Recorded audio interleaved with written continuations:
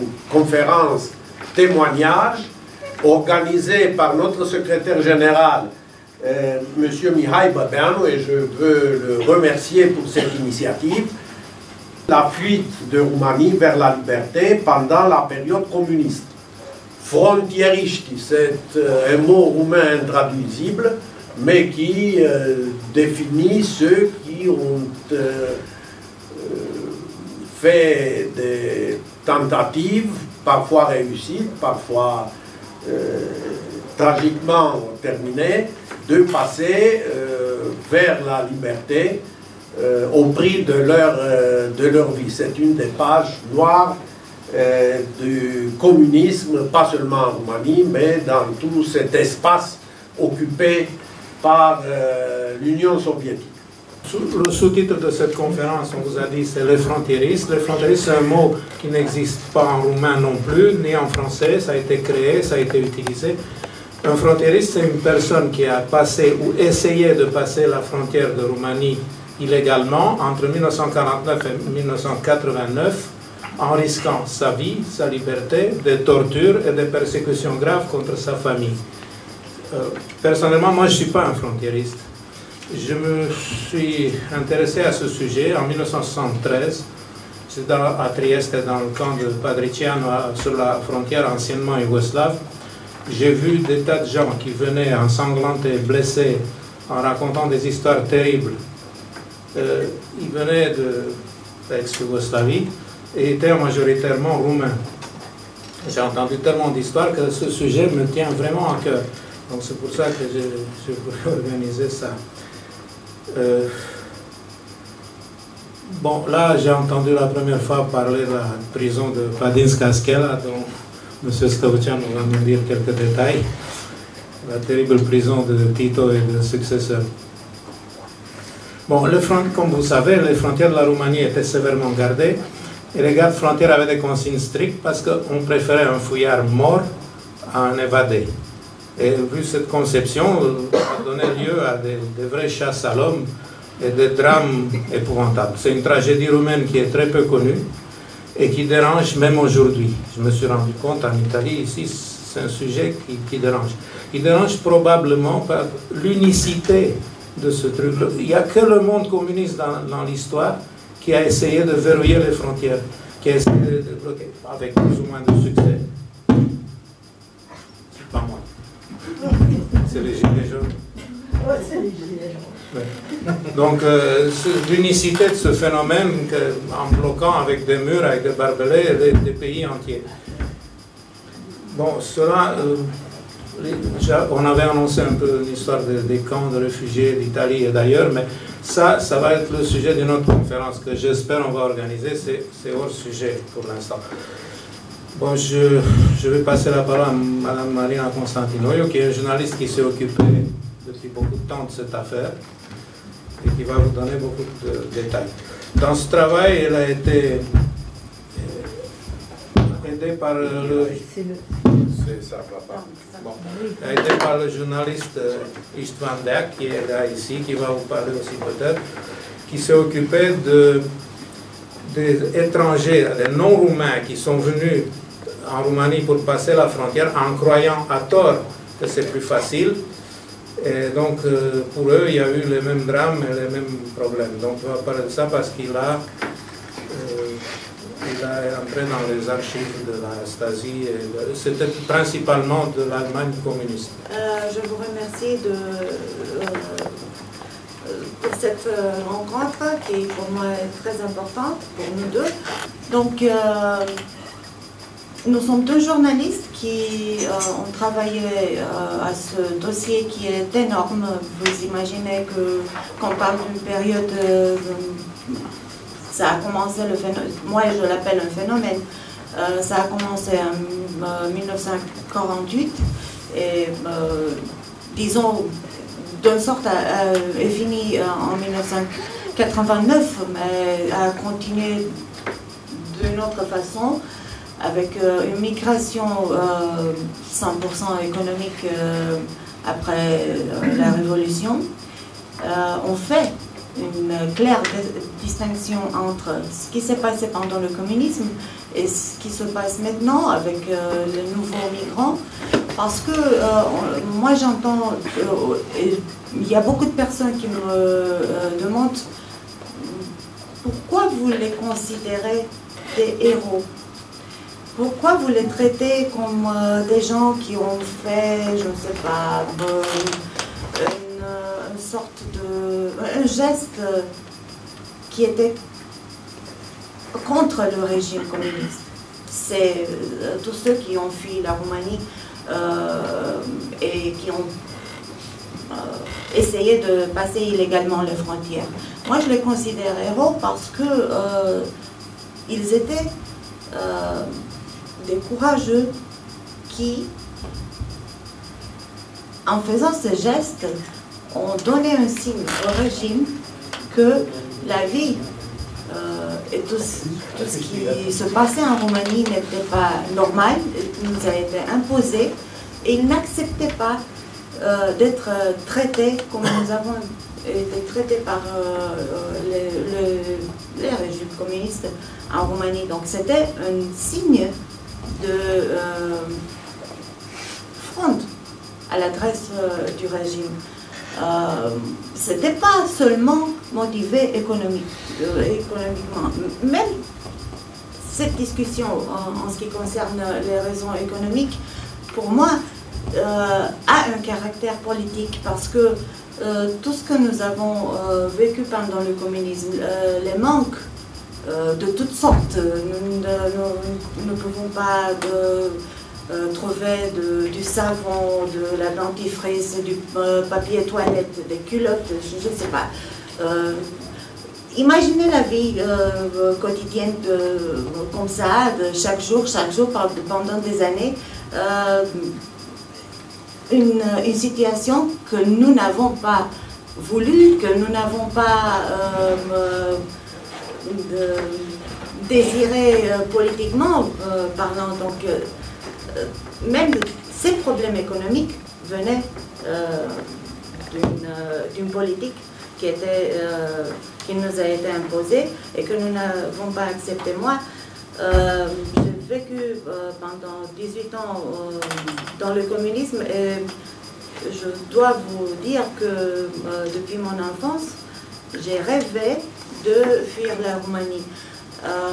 Chaque année, pour moi, le Nouvel An, c'était le moment où même quand j'étais très très petite, je me disais à minuit,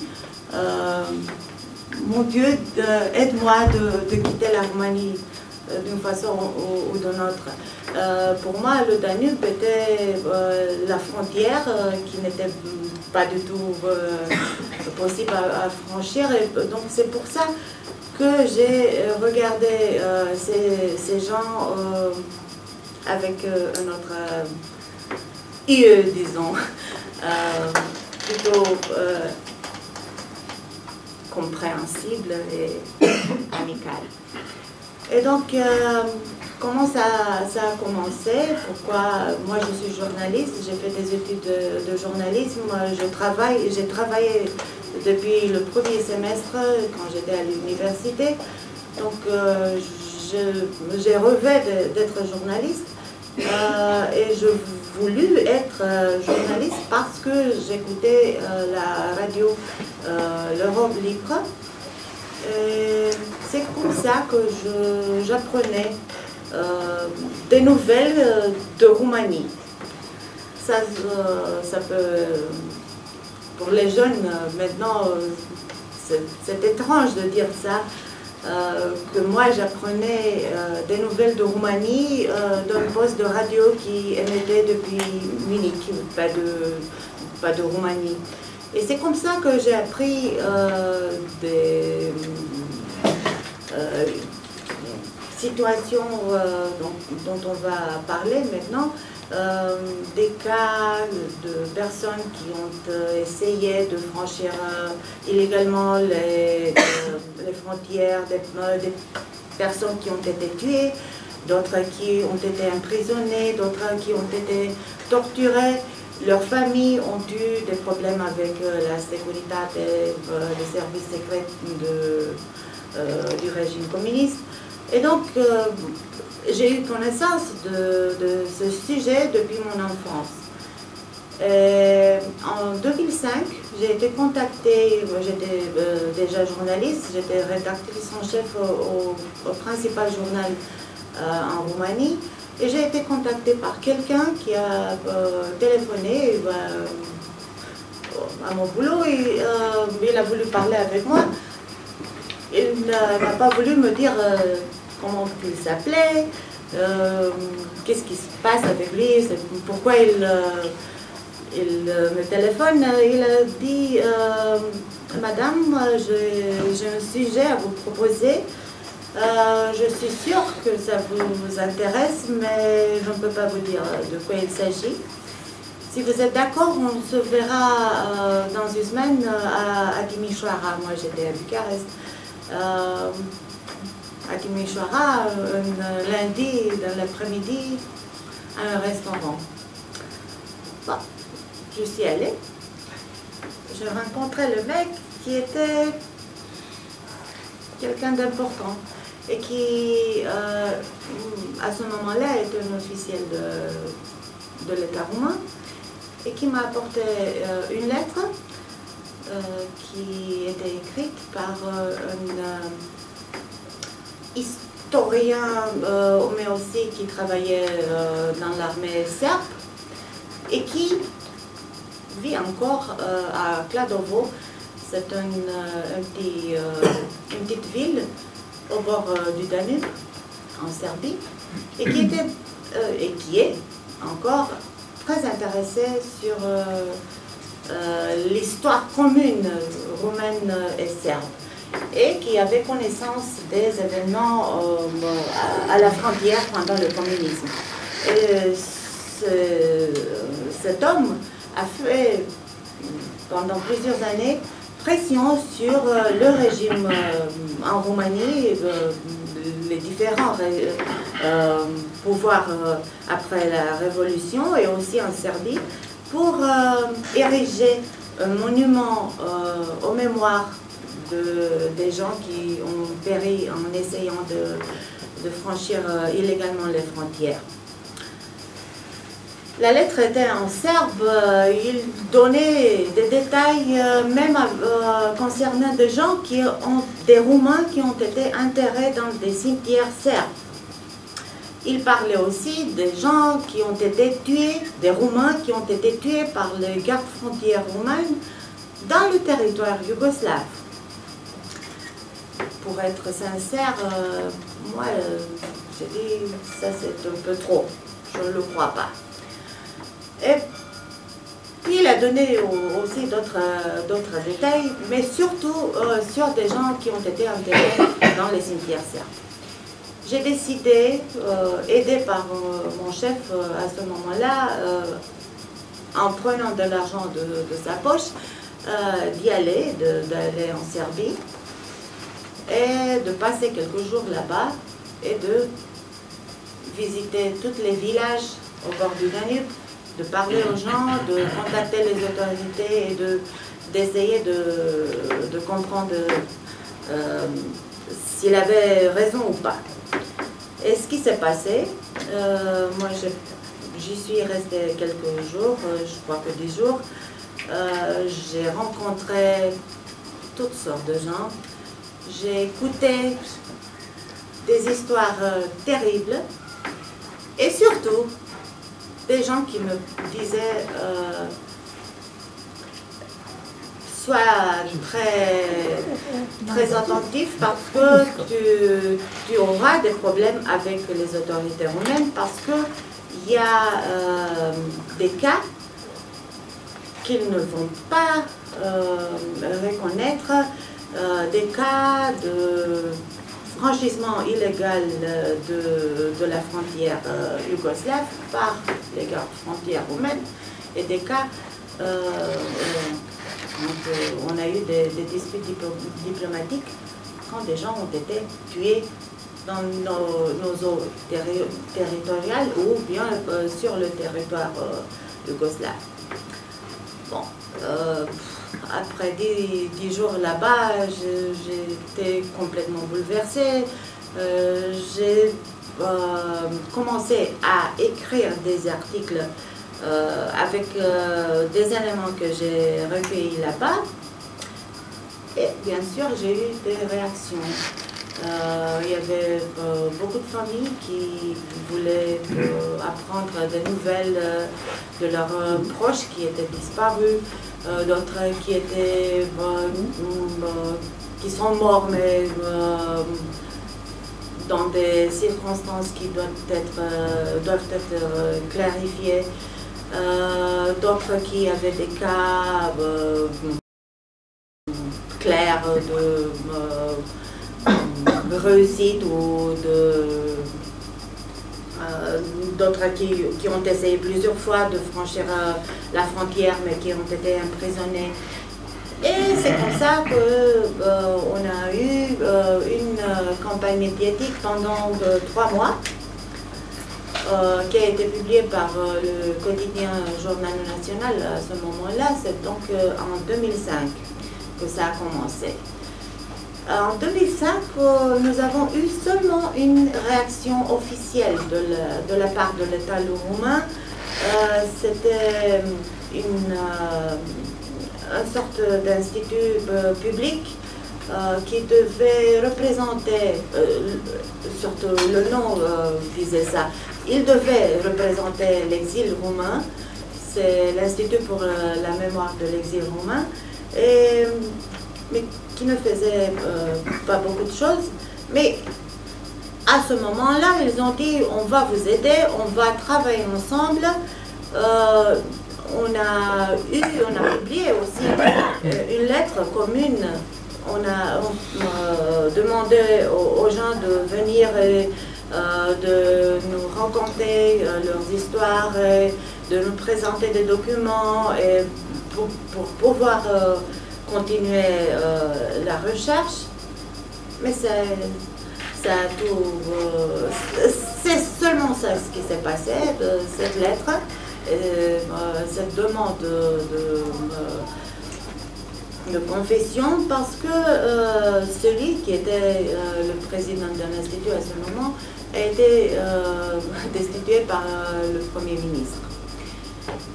Je ne sais pas si ça c'était la raison, en tout cas c'est ce qui s'est passé, et pendant 12 ans, ils ont eu un procès avec, il a eu un procès avec l'ex-premier ministre, maintenant au pouvoir, M. Tăriceanu, pour cette situation. Cet institut est maintenant par, disons, la moitié qui s'occupe de l'exil roumain, par de l'Institut roumain qui s'occupe des crimes du communisme. Donc, nous avons un institut public en Roumanie qui s'occupe des crimes du communisme, donc c'est normal d'avoir en leur attention ce sujet. Mais imaginez-vous qu'on est en 2019 et aucun mot n'a été prononcé sur ce phénomène en Roumanie pendant 30 ans après la chute du communisme. Pourquoi? Eh bien, parce que nous avons beaucoup de victimes, nous avons plusieurs morts que les Allemands ont eu au mur du Berlin. Et moi, j'en suis sûre, quand je n'ai pas de chiffres finaux, mais j'en suis sûre, parce que avec mon collègue Ishvandeak, on a eu accès au dossier de la sécurité et aussi des dossiers de l'ex-service secret de l'Allemagne de l'Est. Pourquoi c'est important? Parce que ces dossiers sont très, le style allemand, sont très clairs, on gardait tous les détails, même des documents en langue roumaine, que nous ne trouvons pas en Roumanie. Et à la Stasi, nous avons trouvé des documents concernant des Allemands qui ont été tués en Roumanie par des gardes des frontières roumaines.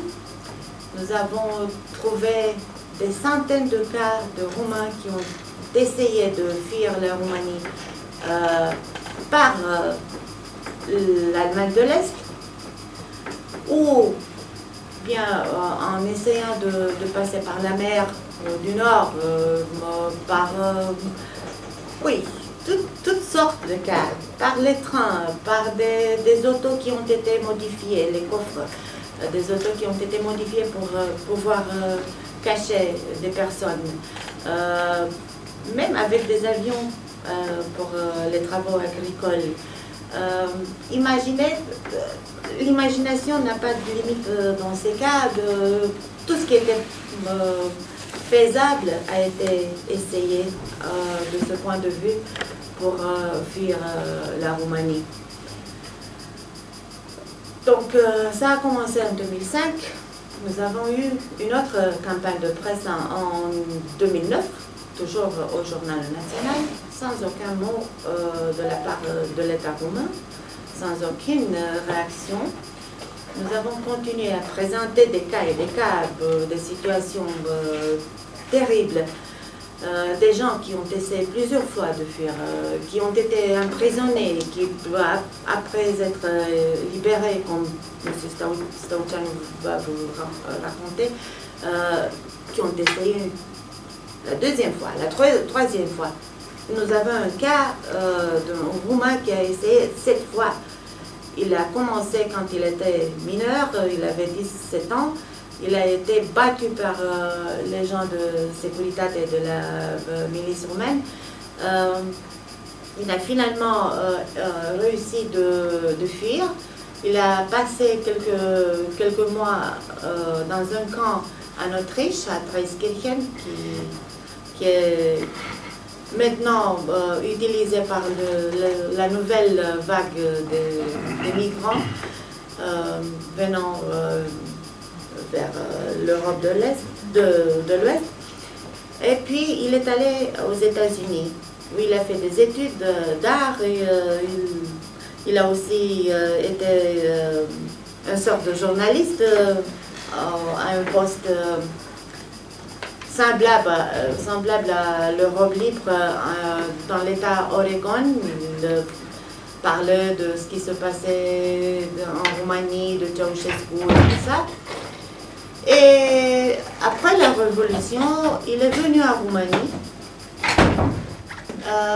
Il est venu dans sa ville natale, à Deva, où il a voulu ouvrir un club américain dans le même endroit où il a été condamné à 2 années pour avoir franchi les frontières roumaines. Il a été condamné, mais quand il était déjà en Amérique. Et donc maintenant, chaque année, il célèbre avec des amis, avec des clients, le 4 juillet, le jour de l'Amérique, dans un club américain. Et les gens qui travaillaient pour la Securitate et la milice, qui l'ont battu et qui l'ont persécuté pendant des années, sont maintenant ses clients. Ils se rencontrent, ils ont des pensions spéciales. Personne ne leur a demandé quelque chose pendant des années. Ils sont peut-être des gens qui ont eu un succès financier après la Révolution, qui sont devenus avocats, qui sont des hommes d'affaires qui ont eu une vie très belle, n'ont pas été dérangés. Et ce qui se passe en ce moment, c'est exactement ça. Personne ne dérange ceux qui ont commis des abus et des crimes, mais des personnes qui ont été emprisonnées, des personnes qui ont été des victimes de ce système qui gardait les frontières avec l'arme qui était... les armes étaient contre le peuple, n'étaient pas contre les ennemis. Parce que les armes étaient... oui, elles étaient tournées vers l'intérieur du pays, pas vers l'extérieur du pays. Pourquoi nous devions être captifs dans un territoire, dans des frontières qui nous étaient imposées et que nous ne devons pas franchir? Pourquoi? Pour ne pas dire ce qui se passait vraiment à l'intérieur du pays. C'est tout simple. Et c'est pour ça que des gens étaient tués avec la loi qui disait que les gens pouvaient être tués pour le simple fait qu'ils voulaient fuir, quitter le pays. Ils étaient traités comme traîtres du régime, et ça n'était pas spécifique seulement au régime communiste roumain, mais c'était spécifique pour tous les régimes communistes, surtout en Allemagne de l'Est, parce que ça pouvait, en accusant quelqu'un d'être traître, ça pouvait avoir une influence aussi parmi les autres gens qui avaient des idées de quitter. Donc, ils étaient présentés comme des gens de rien, qui n'avaient aucune valeur, qui n'appréciaient pas le pays, les valeurs humaines et tout ça. Et donc, étaient des gens qui n'étaient pas des vrais Roumains qui devaient soutenir le pays. Et donc, c'est pour ça que ce type d'accusation faisait plus facile les décisions d'emprisonner ou de tuer des gens comme ça. Donc, ce qui est important de retenir, c'est que nous sommes en 2019 et c'est encore un sujet tabou en Roumanie. Nous n'avons pas prononcé ce mot depuis la Révolution. Nous ne l'avons pas prononcé officiellement. Seulement quelques journalistes, pas plus de 5 journalistes en Roumanie, ont traité ce sujet à la langue et avec un intérêt aigu. Je ne veux pas être considérée, je ne sais pas, me vanter ici, mais ce que nous avons fait, le fait que nous avons obtenu l'accès aux archives de l'ex-Stasi et de la Securitate est une première en Roumanie, et nous avons publié des documents de ces archives. Nous avons trouvé des cas de citoyens venus de l'Allemagne de l'Est, de l'ex-Tchécoslovaquie, de Pologne, de Bulgarie, même de l'ex-URSS, qui venaient en Roumanie et voulaient franchir ces frontières. Donc, nous avons présenté des cas en première en Roumanie, mais des cas que n'étaient pas connus même aux chercheurs qui travaillent maintenant aux archives de l'ex-Stasi en Allemagne. Vous avez eu dans cette présentation l'image d'un cadavre. C'est un citoyen venu de l'Allemagne de l'Est qui a essayé 2 fois de franchir les frontières roumaines. Il a été arrêté par les Roumains, emprisonné, battu, mais je ne sais pas comment il a réussi la 2e fois de fuir. Il a fui parce qu'ils n'ont pas eu l'occasion de l'expédier en Allemagne de l'Est. Il a fui et il est arrivé mort en Serbie. J'ai découvert son cas dans les registres. Vous avez vu une photo avec des registres, avec des mots, avec des noms des morts. J'ai rencontré un médecin légiste qui a travaillé, a eu toute la région au bord du Danube en Serbie, tous les villages et toutes les villes en sa subordination. Il a noté tous les cas, il a gardé, parce que il est mort, il a gardé tous les dossiers complets avec les cas qu'il a traités pendant sa carrière. Et c'est là que j'ai trouvé des noms des Roumains et des Allemands et d'autres citoyens qui arrivaient morts par le Danube, par les eaux du Danube, étaient morts et il arrivait en Serbie, en Yougoslavie.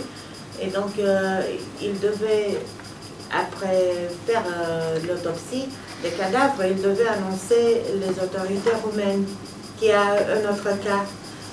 Il les reconnaissait parce qu'ils avaient des habits avec des logos roumains.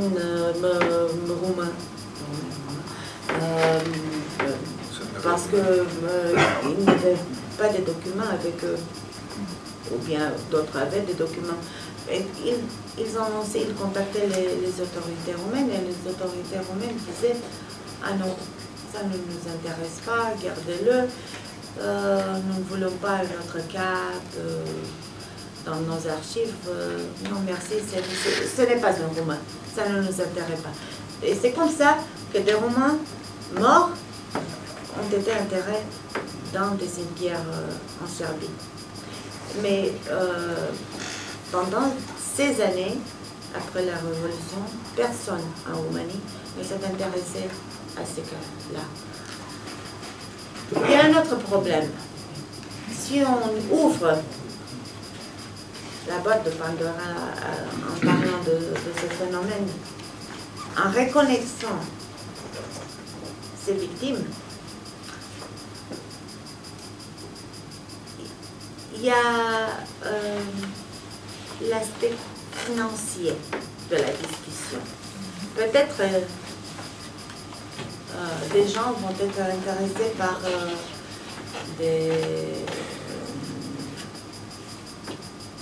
compensations venues de la part de l'État roumain.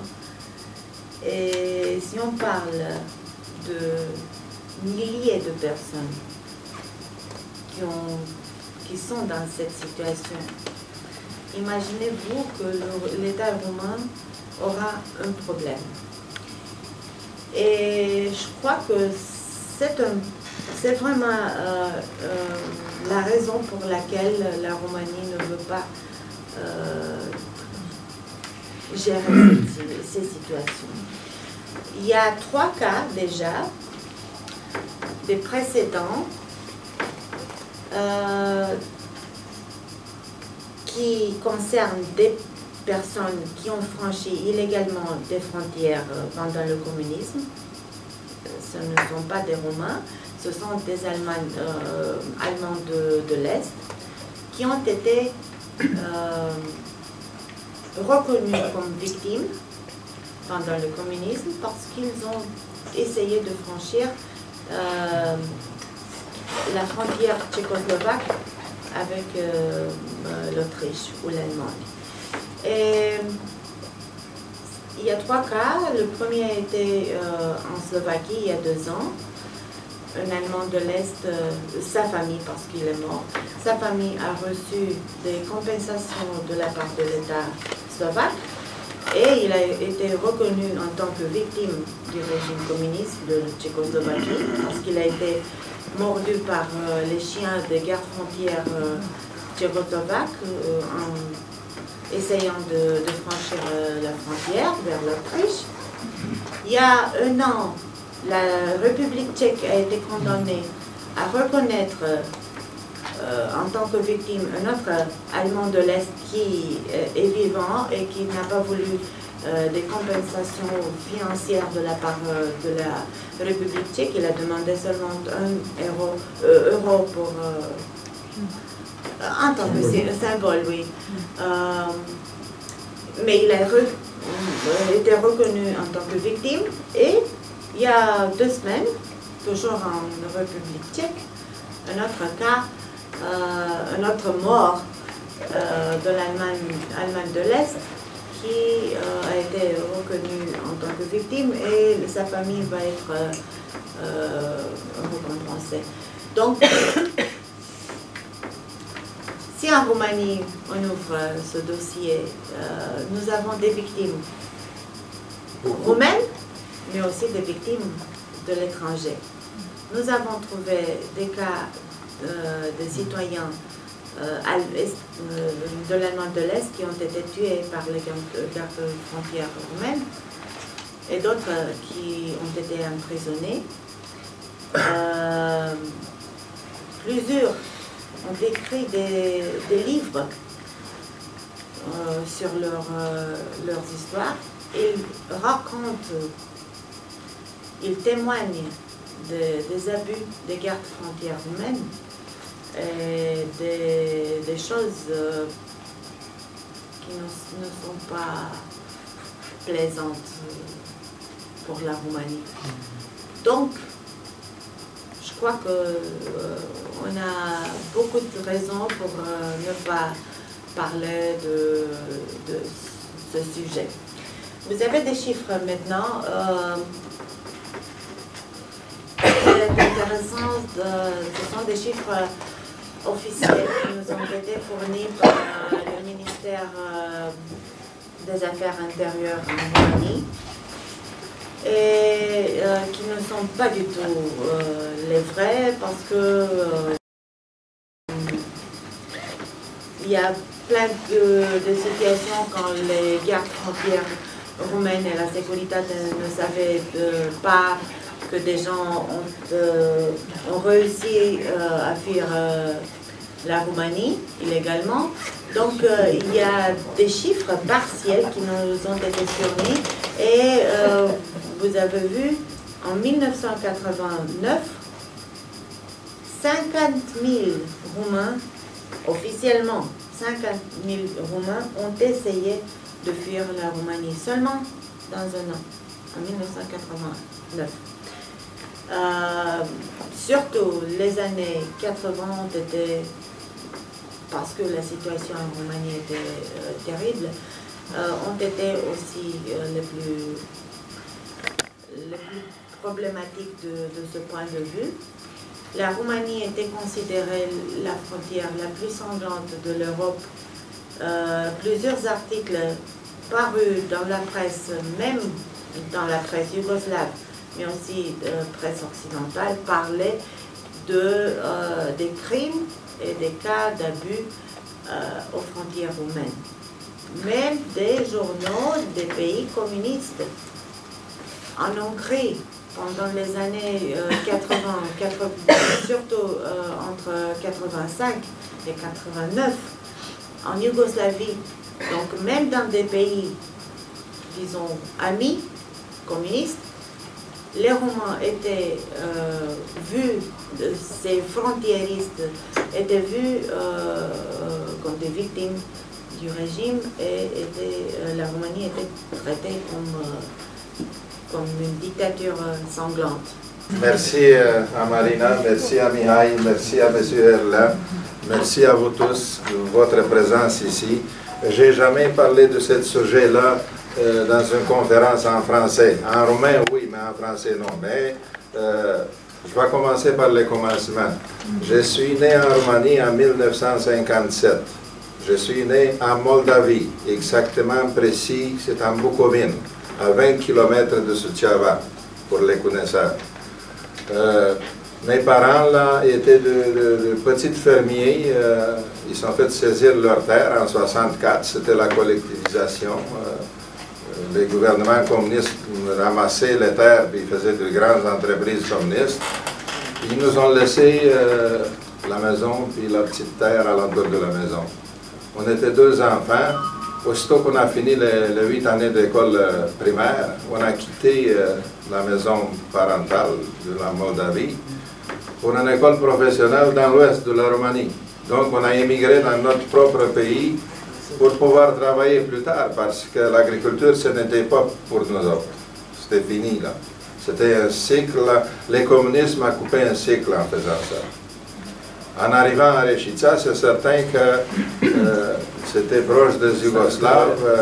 On a vu ce qui s'est passé un peu à l'étranger. On avait accès aux télévisions, on avait accès aux radios. Reșița, puis Timișoara, c'était une ville où il y avait beaucoup d'Allemands. Les Allemands partaient pour définitive en Allemagne. Là, on a compris bien la situation, mais nous autres, on savait d'avance, là, parce qu'on a vu toute notre jeunesse, notre parents s'en aller au travail en pleurant, parce qu'ils avaient perdu leur terre, là, puis ils travaillaient pour le gouvernement communiste pour pratiquement rien. On a vécu les premières années de notre vie vraiment dans la misère. Là, ça c'est comme une entrée directe. J'ai fait la première tentative de...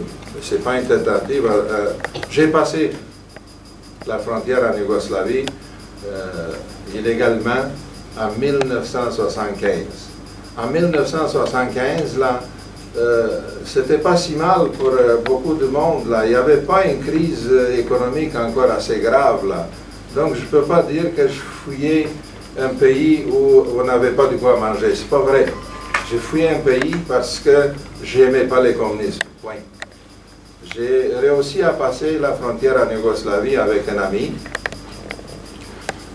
Exactement, je peux vous donner la date, c'est 4 mai 1975. C'était la journée de hier, non, je ne sais pas comment la résurrection.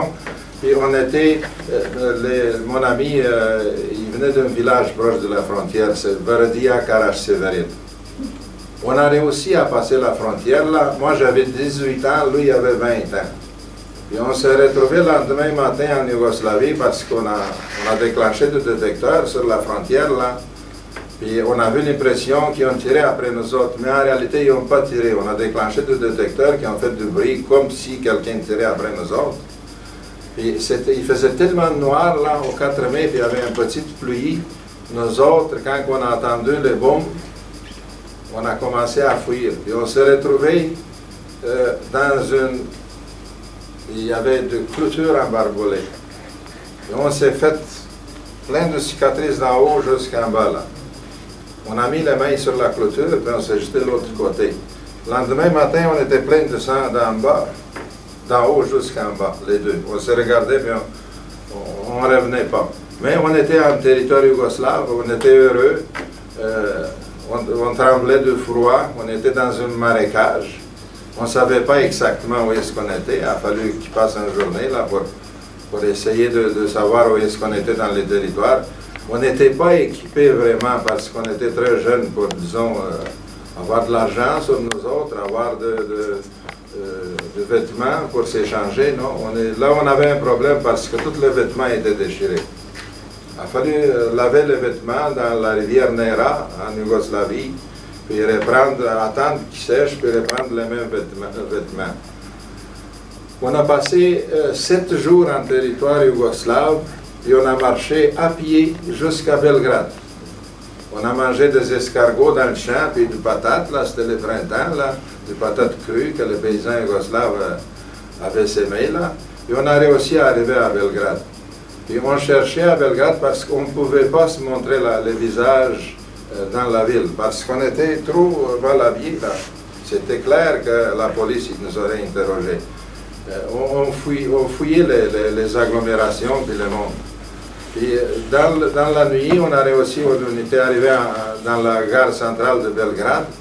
On voulait prendre un train de marchandises vers l'ouest, pour aller vers l'Autriche, vers l'Italie. On n'a pas réussi à trouver quelque chose parce qu'on ne comprenait pas l'écriture. Là, on avait un problème de l'écriture.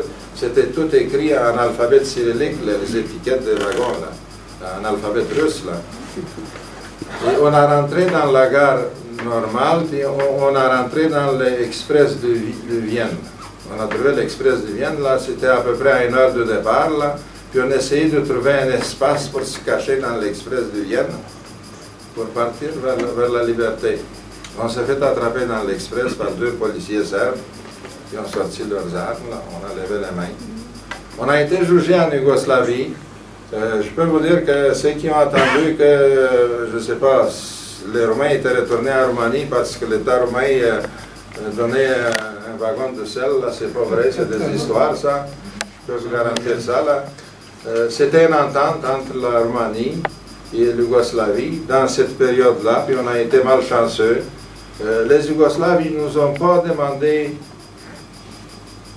si on demande quelque chose de spécial en Yougoslavie, parce qu'ils étaient signataires à la Convention de Genève. Normalement, ils auraient dû nous demander si on demande d'asile politique, là.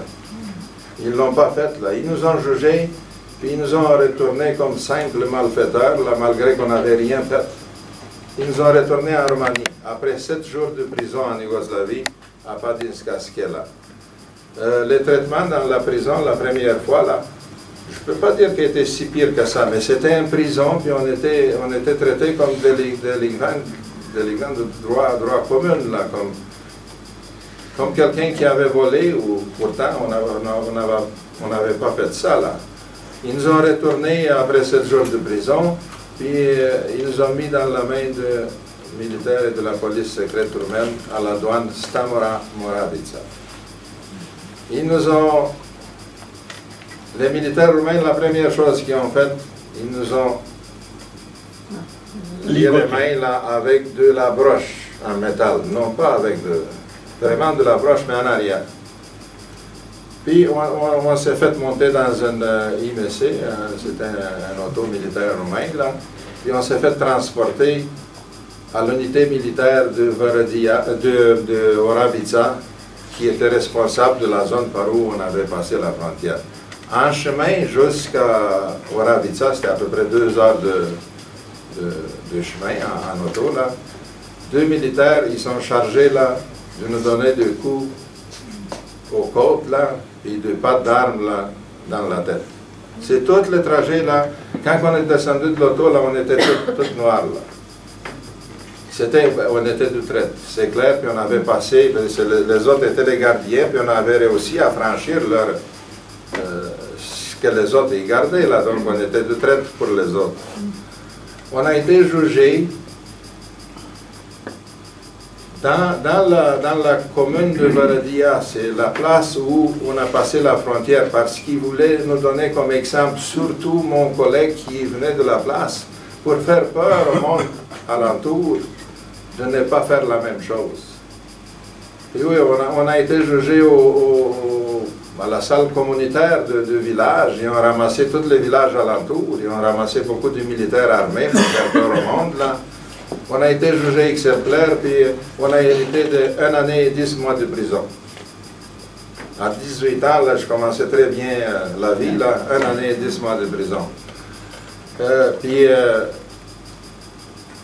Après, on a été déplacé de la prison de Karansebech à la pire prison de la Roumanie. C'était parmi les pires prisons, c'était guerre-là, une prison où il y avait des détenus en sécurité maximale, là, des criminels et des frontiéristes. Il y avait à peu près 50% frontéristes, 50% criminels. Donc c'était une prison à sécurité maximale. Qu'est-ce que je peux vous dire de la prison en Roumanie? Ce n'est pas les prisons de la France ou du Canada d'aujourd'hui, là, ni de l'Arménie d'aujourd'hui. C'était vraiment des prisons où on travaillait 12 à 14 heures par jour, où on était battu pour rien. Les manger, c'était juste la subsistance, là. Vraiment le minimum. Tout était fait là pour qu'on s'en souvienne très longtemps de ne pas y arriver une deuxième fois là-bas. Malgré tout, je pense que c'est le contraire qui est arrivé là. Parce que moi, je me suis libéré, j'avais fini mon prison là. On s'est libéré, j'ai recommencé ma vie normale, disons normale entre parenthèses en Roumanie, avec la police secrète en arrière de moi tout le temps, parce que j'étais déjà consigné. Toute la famille a été consignée. J'ai appris ça un petit peu plus tard, là. Mais je me suis senti surveillé, là, vraiment, toute la période que j'ai resté en Roumanie. Mais comme j'avais déjà 20 ans, là, 20 ans et demi, ben, l'armée était obligatoire en Roumanie. J'ai fait 1 an et 4 mois de l'armée, mais ce n'était pas une vraie armée, c'était de l'armée aux travaux forcés. Donc c'était une autre prison, là, d'1 an et 4 mois, là. C'était pire que la prison de guerre, là. J'ai fait ça à Giurgiu, là. Je n'étais pas consigné comme dans une prison, mais les conditions de vie et de travail à Giurgiu ont été pires que dans la prison de guerre, là. Puis, on était là-bas, c'était tout le monde qui avait des casiers. Ce n'était pas tous des frontéristes, par exemple. On était quelques-uns de frontéristes, ou du monde qui avait des papiers déposés parce qu'ils voulaient quitter la Roumanie légalement. Ou des ex-criminels mineurs. Ou, je ne sais pas moi, des voleurs qui avaient déjà exécuté 1 an ou 2 de prison, mais c'était tout le monde qui avait un casier pour quelque chose. On se retrouvait vraiment avec la crème de la société roumaine. C'était vraiment ça. En sortant de prison, là, je me suis rendu compte que pour moi, la vie n'avait plus aucun sens en Roumanie à cause du casier judiciaire. C'était tellement surveillé, là, c'était la pire casier judiciaire que quelqu'un pouvait avoir dans ce régime-là, parce que c'était clair qu'on était contre le régime communiste, c'est pour ça là qu'on voulait quitter. Un criminel a été mieux vu dans la société roumaine que quelqu'un qui essayait de s'enfuir puis avait un casier judiciaire pour ça. Donc, le choix n'a pas été difficile à faire. Soit que je crève, que je meurs sur la frontière tiré par les gardes frontières, soit que je passe puis que je vais vivre en liberté. C'est ce que j'ai fait. J'ai passé la frontière une 2e fois. Il y a eu d'autres petites histoires là, mais je ne veux pas trop m'éloigner là. Mais j'ai passé une 2e fois la frontière, de nouveau en Yougoslavie, mais par un autre endroit. C'est la VAM la plus proche, c'était Najdeš, qui s'appelle Județul Karaš-Severin, pour les connaisseurs là. J'ai réussi à passer la frontière avec 2 autres amis. On était 3 personnes cette fois-ci. C'était la même gamique. Il y avait des clôtures, là on était très proche de la douane, mais il y avait des clôtures embarbolées. Mais cette fois-ci, je ne les ai pas accrochées. Je les sautais tranquillement parce que je le savais qu'ils étaient là. Puis j'ai marché tranquillement, là. Ça a pris 4-5 heures pour passer la frontière, là. Vraiment en rampant sur la terre, là. Mais sauf que le dernier qui a passé, il a déclenché une lumière, là, puis là, on s'est fait, on était proche de la douane. Même les Serbes, ils sont rentrés, les militaires serbes, là, ils ont donné l'alarme sur la frontière. Et je pense qu'ils nous ont attrapés, les Serbes, ils nous ont attrapés à peu près une demi-heure plus tard. On n'était vraiment pas chanceux, les 3. Mais puisqu'on avait rampé dans la terre, on était tout noir puis plein de terre, là. Les Serbes n'ont pas voulu nous embarquer dans l'auto, la police serbe. Il a fallu appeler une camionnette, puis ils nous ont mis un banque, là, puis un policier. Ils nous ont gardés, puis ils nous ont emmenés à la... C'était la Bela Crkva, puis c'est l'église blanche qui s'appelle en Yougoslavie, une petite ville, là. Puis on a passé la nuit là, en étant gardés dehors devant les postes de police parce qu'on était trop sales, là. Ils n'ont pas voulu nous faire rentrer à l'intérieur. Le lendemain matin, là, c'était tard, l'automne, là. Le lendemain matin, ils nous ont emmenés dans un cours en arrière, on s'est lavé avec de l'eau froide, là. On a tordu le linge, puis on l'a rhabillé.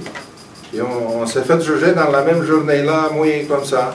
Puis c'est la même personne qui est venue me voir, là, qui m'a jugé en 1975.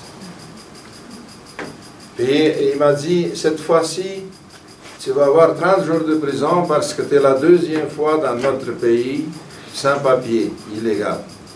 Donc c'est le maximum, c'était entre 7 et 30 jours de prison pour l'entrée illégale dans le territoire serbe. Donc j'ai eu le maximum de prison, puisque mes amis étaient avec moi, les autres aussi ont eu 30 jours de prison. Puis on a passé 30 jours de prison dans la prison de Vršac, une ville un petit peu plus grande, là, dans des conditions misérables. Dans cette prison-là, il y avait à peu près, dans le temps, là, peut-être 70 Roumains. C'était une petite ville de frontière. Là, la majorité des prisonniers, c'était des Roumains qui s'enfuyaient de la Roumanie. Là, on parle de 1981. On a fait les 30 jours de prison, mais je ne sais pas c'était qui, c'était quelqu'un de la police secrète serbe, d'après moi, qui m'a garanti que je ne serais pas retourné en Roumanie, et que je ne dois pas parler aux autres prisonniers, que j'ai déjà été en Yougoslavie, que j'étais retourné parce qu'il y avait peur de révolte en prison.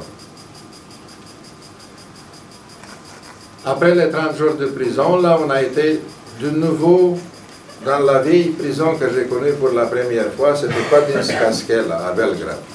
Mais cette fois-ci, ce n'était pas à l'intérieur de prison. C'était dans un bâtiment adjacent, la prison, là, à côté, là.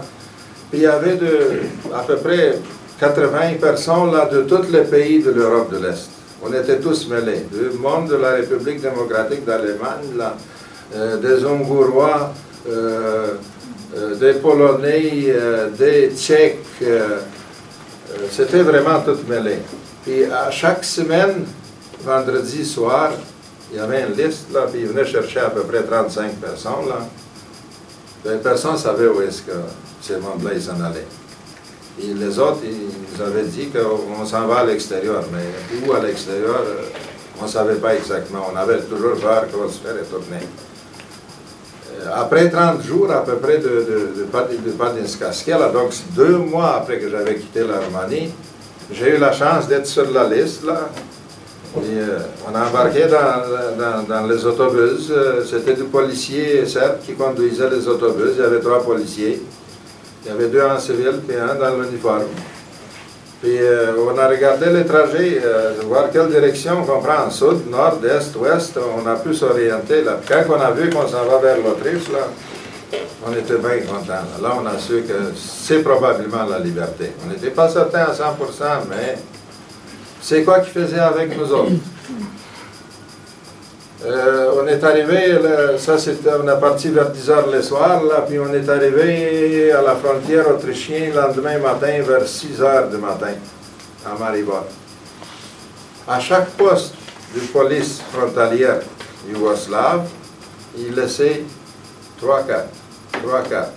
Puis on a descendu jusqu'on a fait toute la frontière autrichienne, là on a descendu la frontière italienne, et j'ai été par les dernières 6 personnes qui ont descendu de l'autobus, là, à exactement, là, c'était Nova Gorizia, et l'autre côté en Italie, c'était Monfalcone. C'est quoi qu'ils faisaient? Ils nous faisaient passer la frontière illégalement, mais pas directement, mais ils nous approchaient de la frontière, dans mon cas, moi, c'était la frontière italienne, puis ils nous montraient la direction. Nous autres, ils nous ont laissé à Nova Gorizia, c'est montagneux, ils nous ont laissé en haut, là, de la montagne, là, puis ils nous ont montré une autoroute. Ils ont dit, il faut descendre, là. L'autoroute, c'est l'Italie. C'est la liberté pour vous autres. C'est ce qu'on a fait, on a couru, là.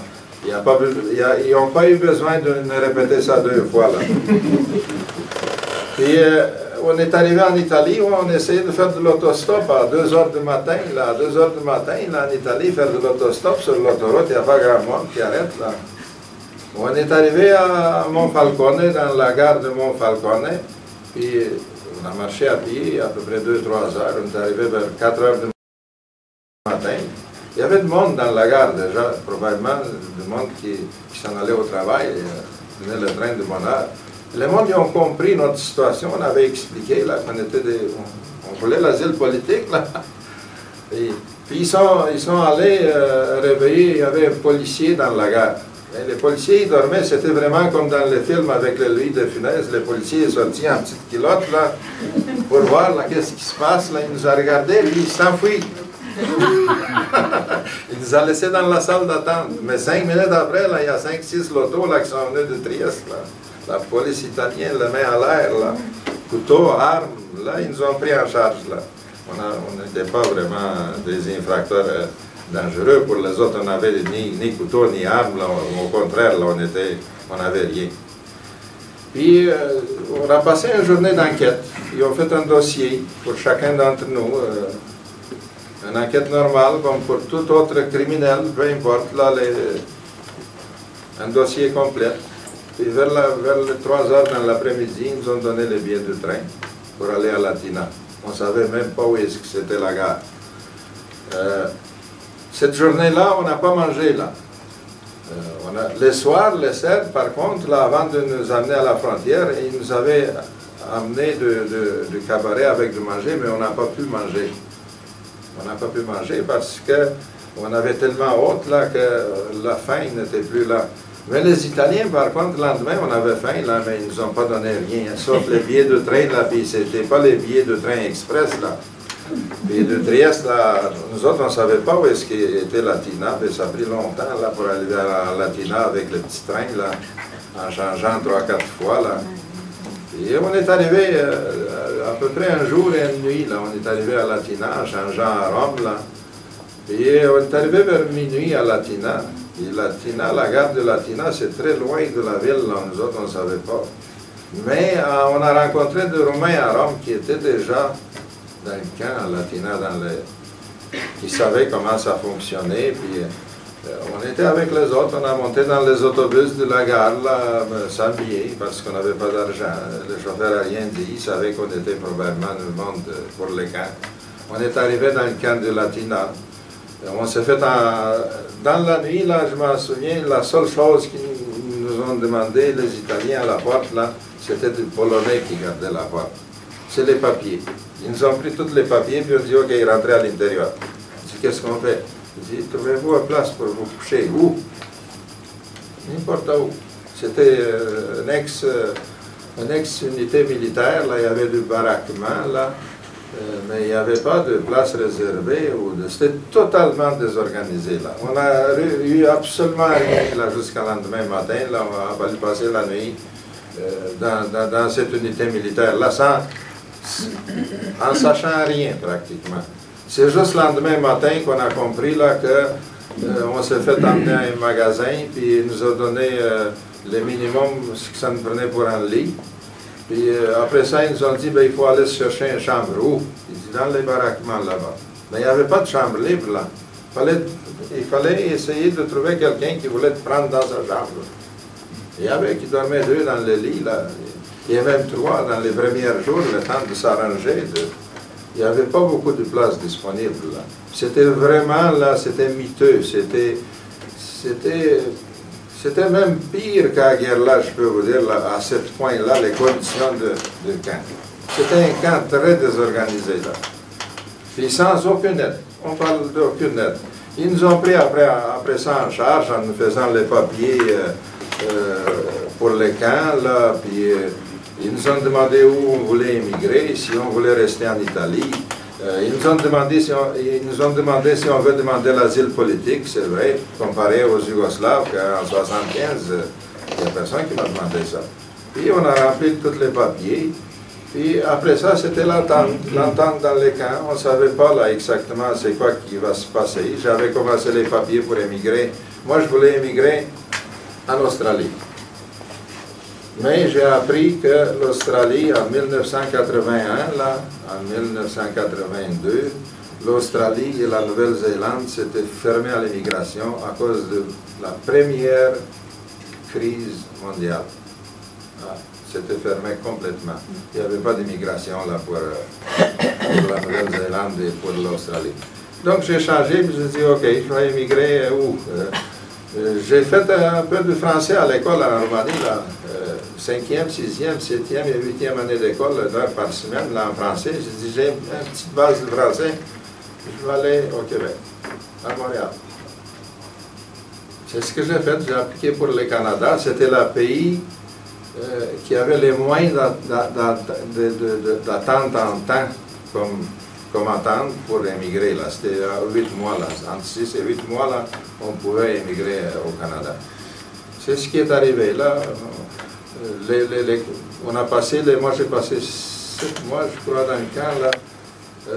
Les conditions du camp, c'était misérable. Là. Mais comme Mihai a dit, ça c'est une autre discussion, là, ça va être peut-être... on va pouvoir parler plus. On a passé par la même camp dans des époques différentes, là, comme 5 ans ou 6 ans de différence. Là. Mais les conditions, je pense, qui étaient encore pires dans mon temps que dans son temps. Parce qu'ils ont changé, pas dans les biens, là. Plus qu'on avançait dans le temps, pire que c'était, parce qu'il y avait plus de réfugiés de l'Europe de l'Est, là. Parce que les conditions ils se sont détériorées à la fin, là. Beaucoup, beaucoup. Et chaque année, là, il y avait plus, puis plus, puis plus. Puis il y a eu beaucoup plus de Polonais, je veux faire une remarque ici. Les camps Latina, là, étaient vraiment infestés, je ne peux pas dire infestés, là, étaient surpeuplés de population polonaise qui demandaient la même chose que nous autres, l'asile politique. Mais ces mondes-là, ils venaient avec un passeport dans le camp. Ils venaient avec leur loto, avec leurs chiens, avec leurs pitous, avec leurs enfants. Puis beaucoup d'entre eux, ils venaient, puis ils passaient juste l'été, puis ils retournaient en Pologne après. Nous autres, là, c'était pas ça. Puis les autres, ce qu'ils faisaient en réalité, là, c'est parce qu'ils prenaient la place de vrais réfugiés, là. Puis beaucoup de vrais réfugiés qui n'ont pas eu de place à cause de ça. Puis il y avait un traitement spécial, les Polonais, dans mon temps. Je ne sais pas si dans d'autres temps, c'était pas pareil, là. C'était autrement. Mais dans mon temps, c'était comme ça. Il y avait un traitement spécial, puis c'est à cause de pas. Je m'excuse, mais c'est vraiment la vérité. Jean-Paul II, il a fait quelque chose pour les autres. Il a essayé de les aider, mais il n'a pas tenu compte qu'en faisant ça, là, probablement, il y a d'autres qui vont souffrir. On a souffert beaucoup, là. En plus, les autres, s'ils s'en allaient à la messe les dimanches à Rome, là, ils recevaient comme, je ne sais pas moi, 5 000 livres dans mon temps, là, c'était comme 4 $, là, 3 $. Mais c'est seulement les catholiques, pas les autres. Nous autres, on n'a pas eu de camp en Italie, aucune sou. Ils ne nous ont pas donné de l'argent. On attendait au bord de la route, là, comme les animaux, puis on cherchait un peu de travail pour avoir 2 000, 3 000 livres, 4 000 livres, là. C'était vraiment... Quand on le savait, parce qu'il y avait beaucoup d'Italiens qui nous prenaient, on travaillait 2 ou 3 jours, ils disaient on va te payer demain, on va te payer demain. Après ça, ils s'en venaient plus, puis ils ne payaient jamais, ils ne payaient jamais. Et on travaillait comme des esclaves gratuitement. Mais enfin, ça c'est une période noire, là. Oui, les camps, ça a été une période très noire, là. On laisse ça pour Mihai. Moi, j'ai émigré après au Canada. J'ai eu l'asile politique en Italie. Mais j'aurais pu rester en Italie. Mais les Italiens, dans cette période-là, là, par où j'ai travaillé, puis ce que j'ai pu voir, là, c'était pas... Moi, j'aurais pas pu m'adapter. Ils étaient trop racistes. Et c'était pas un peuple ouvert à l'immigration, mais pas du tout. Surtout si on n'était pas de religion catholique, comme les autres. C'était vraiment, là, mais vraiment une barrière, là, infranchissable. Donc, le choix n'a pas été difficile pour moi. Quand j'ai eu j'étais accepté pour émigrer au Canada, j'ai rempli tous les formulaires, là, normalement, comme un immigrant économique en réalité, parce que mon asile politique était valable en Italie seulement. Là. Après ça, là, c'était une autre affaire. Là. Donc, j'ai parti au Canada comme immigrant reçu. Je suis arrivé au Canada. Je me suis frappé de la même chose que j'ai attendu de l'Australie, la crise. Qu'est-ce que c'était la crise, là? En arrivant à Montréal, je pensais pouvoir commencer à faire un travail où ce n'est pas nécessaire de parler beaucoup, n'importe quoi pour avoir un petit salaire pour subvenir à mes besoins. Non, j'ai fait le centre-ville de Montréal pour laver la vaisselle dans un restaurant. Puis le monde, il marquait sur leur porte, là, ne dérangez pas, on n'a pas de travail. Donc on ne pouvait pas vendre ce qu'on avait, le temps, le savoir-faire, le minimum là, de savoir-faire. Les premières années d'immigration au Canada, ça a été très, très, très, très dur. Merci beaucoup, c'est très émouvant ce que vous nous racontez. Je vous avoue que je suis un peu surpris que vous pouvez comparer le camp d'Artina avec Yerla. Ça, je crois que c'est un peu pas tout à fait convenable. Vous avez traversé pour la première fois en 1975, en mai, vous avez dit non? Oui. En juin, juillet, je ne sais pas, dans cette période, il y a eu des jeunes Roumains qui ont été détournés, qui se sont suicidés. Et donc, du mois de septembre, toute personne qui était attrapée, tout Roumain qui était attrapé, subissait le même parcours vers les frontières. Donc, on n'a plus rendu. Depuis 60, votre année, là, vous avez à 2 mois de chance de différence. Je veux encore une fois vous remercier, monsieur Stăuceanu. C'est très émouvant ce que vous racontez. Aussi, votre histoire après être arrivé au Canada, ça doit être très très intéressant, mais on ne peut pas couvrir tout. Restons au sujet. Et le sujet, c'est les frontières. La frontière, oui. Et voilà, je crois que votre histoire de votre vie au Canada, c'est un peu l'autre sujet. Même le sujet qu'avait Mihai Băbeanu sur l'histoire du camp de Latina. Donc c'est ça, c'est autre chose. Les actions juridiques. Il a fait des actions juridiques contre l'État roumain qu'il a perdu. Donc, tu vas nous dire très brièvement ça. Il y a quelques années, j'ai eu accès à mon dossier personnel de la ex-police secrète roumaine. Puis, dans le dossier, là, c'est pourquoi je me suis peut-être allongé la discussion au Canada, puis l'immigration, parce que je voulais arriver à ça. Mais pour arriver à ça, ça prenait l'histoire là, un petit peu plus complexe. Là. J'ai eu le dossier, puis j'ai trouvé plusieurs noms conspiratifs. Il y a à peu près 200 pages là, dans le dossier. Puis je me suis décidé d'actionner l'État roumain en justice. Qu'est-ce que j'ai demandé? J'ai demandé le changement d'encadrement de la peine c'était l'article 245 du Code pénal qui considérait que le passage illégal de la frontière, c'était une affaire de droit commun. Puis j'ai demandé en justice de le transférer puis de le considérer comme politique, une condamnation politique. Même si j'ai réussi à gagner en première instance, l'État roumain a fait recours. J'ai perdu, l'État roumain a gagné en cour d'appel le procès. Je suis allé à la haute cour de cassation, puis ils ont maintenu l'appel de l'État roumain. J'ai eu la réponse de la haute cour de cassation en Roumanie, la réponse écrite. La place de l'avoir là 6 mois avant, je l'ai eu comme 2 semaines avant l'expiration de 6 mois qui me donnait le droit de m'adresser à CEDO. Je me suis adressé à CEDO, mais j'ai fait une erreur puisque je n'étais pas représenté par un avocat, j'ai fait une erreur de papier là. Ils m'ont retourné le dossier. Mais je n'ai pas eu le temps de recorriger parce que j'étais hors délai. Ils n'ont pas voulu considérer, la CEDO n'a pas voulu considérer la date à laquelle j'ai eu connaissance du procès, de réponse de la haute cour de l'Arménie. Ils ont pris ça de la date à laquelle ils ont jugé le cas. Donc ils m'ont rapetissé le délai de temps là, de 5 mois et 5 mois et 2 semaines. Ils m'ont laissé juste 2 semaines. Donc, c'est là que ça s'est arrêté. J'ai même pas demandé un sou. J'ai pas demandé de l'argent, j'ai pas demandé rien. La seule chose, j'ai demandé les changements de droit commun à politique.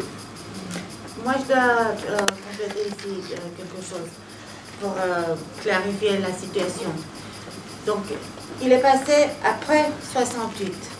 Ceausescu, en 68, a décidé de changer le code pénal qui, jusqu'en 68, considérait ceux qui franchissaient illégalement les frontières comme des détenus politiques. Et après 68, il a changé. Pourquoi? Parce qu'il voulait jouer le rôle de dissident envers Moscou, et il voulait dire qu'en Roumanie, il n'y a pas de détenus politiques. Et donc, il a changé le code pénal, et tous ceux qui ont franchi illégalement la frontière après 68 ont été condamnés pour un délit de droit commun. Et c'est pour ça qu'il faut, je ne sais pas, peut-être reconsidérer les lois maintenant, avoir un support dans le Parlement pour reconsidérer la loi et considérer ceux qui ont passé illégalement les frontières après 68 comme détenus politiques, ceux qui ont été envoyés dans les prisons. Parce que c'est pas du tout normal d'avoir des cas avant 68, des cas de détenus politiques, et après 68 pour le même délit, traités comme des délits de droit commun. Donc c'est ça le problème. C'est un problème juridique qui nécessite un support dans le Parlement pour être reconsidéré. Il me semble, madame, que vous l'avez bien nommé. Pourquoi le sujet du passage illégal des frontières reste un sujet tabou en Roumanie? Quelles sont les institutions roumaines qui doivent s'occuper de cette problématique-là? Et vous avez évoqué, madame, l'ICMER, c'est-à-dire l'Institut de recherche des crimes du communisme et de l'histoire ou de la mémoire de l'exil roumain. C'est ça les sigles d'ICMER. Mais il y a d'autres institutions. Je ne sais pas comment il s'appelle cet institut de M. Ciuceanu, qui était plutôt un allié de M. Iliescu dans l'approche. Et rappelons bien aussi que l'Institut ICMER, c'est un institut qui a été créé officiellement par le gouvernement roumain à l'époque où Năstase était Premier ministre, et de ce fait et de sa position, son objectivité parfois est regardée avec une certaine suspicion. Plus que suspicion, cher ami. Vous avez dit qu'il y a des raisons pour que ce sujet reste tabou, et parmi ceux-là, vous vous êtes arrêté surtout sur les aspects financiers. Certes, il y a l'aspect financier, mais il me semble que l'aspect est surtout ailleurs. Le pouvoir qui est resté entre les mains des anciens communistes et de leurs héritiers qui ne veulent pas que ce sujet soit évoqué. Bien sûr que ça les dérange, peut-être qu'ils doivent payer quelque chose de dédommagement, mais c'est à mon... Je crois que c'est très subsidiaire.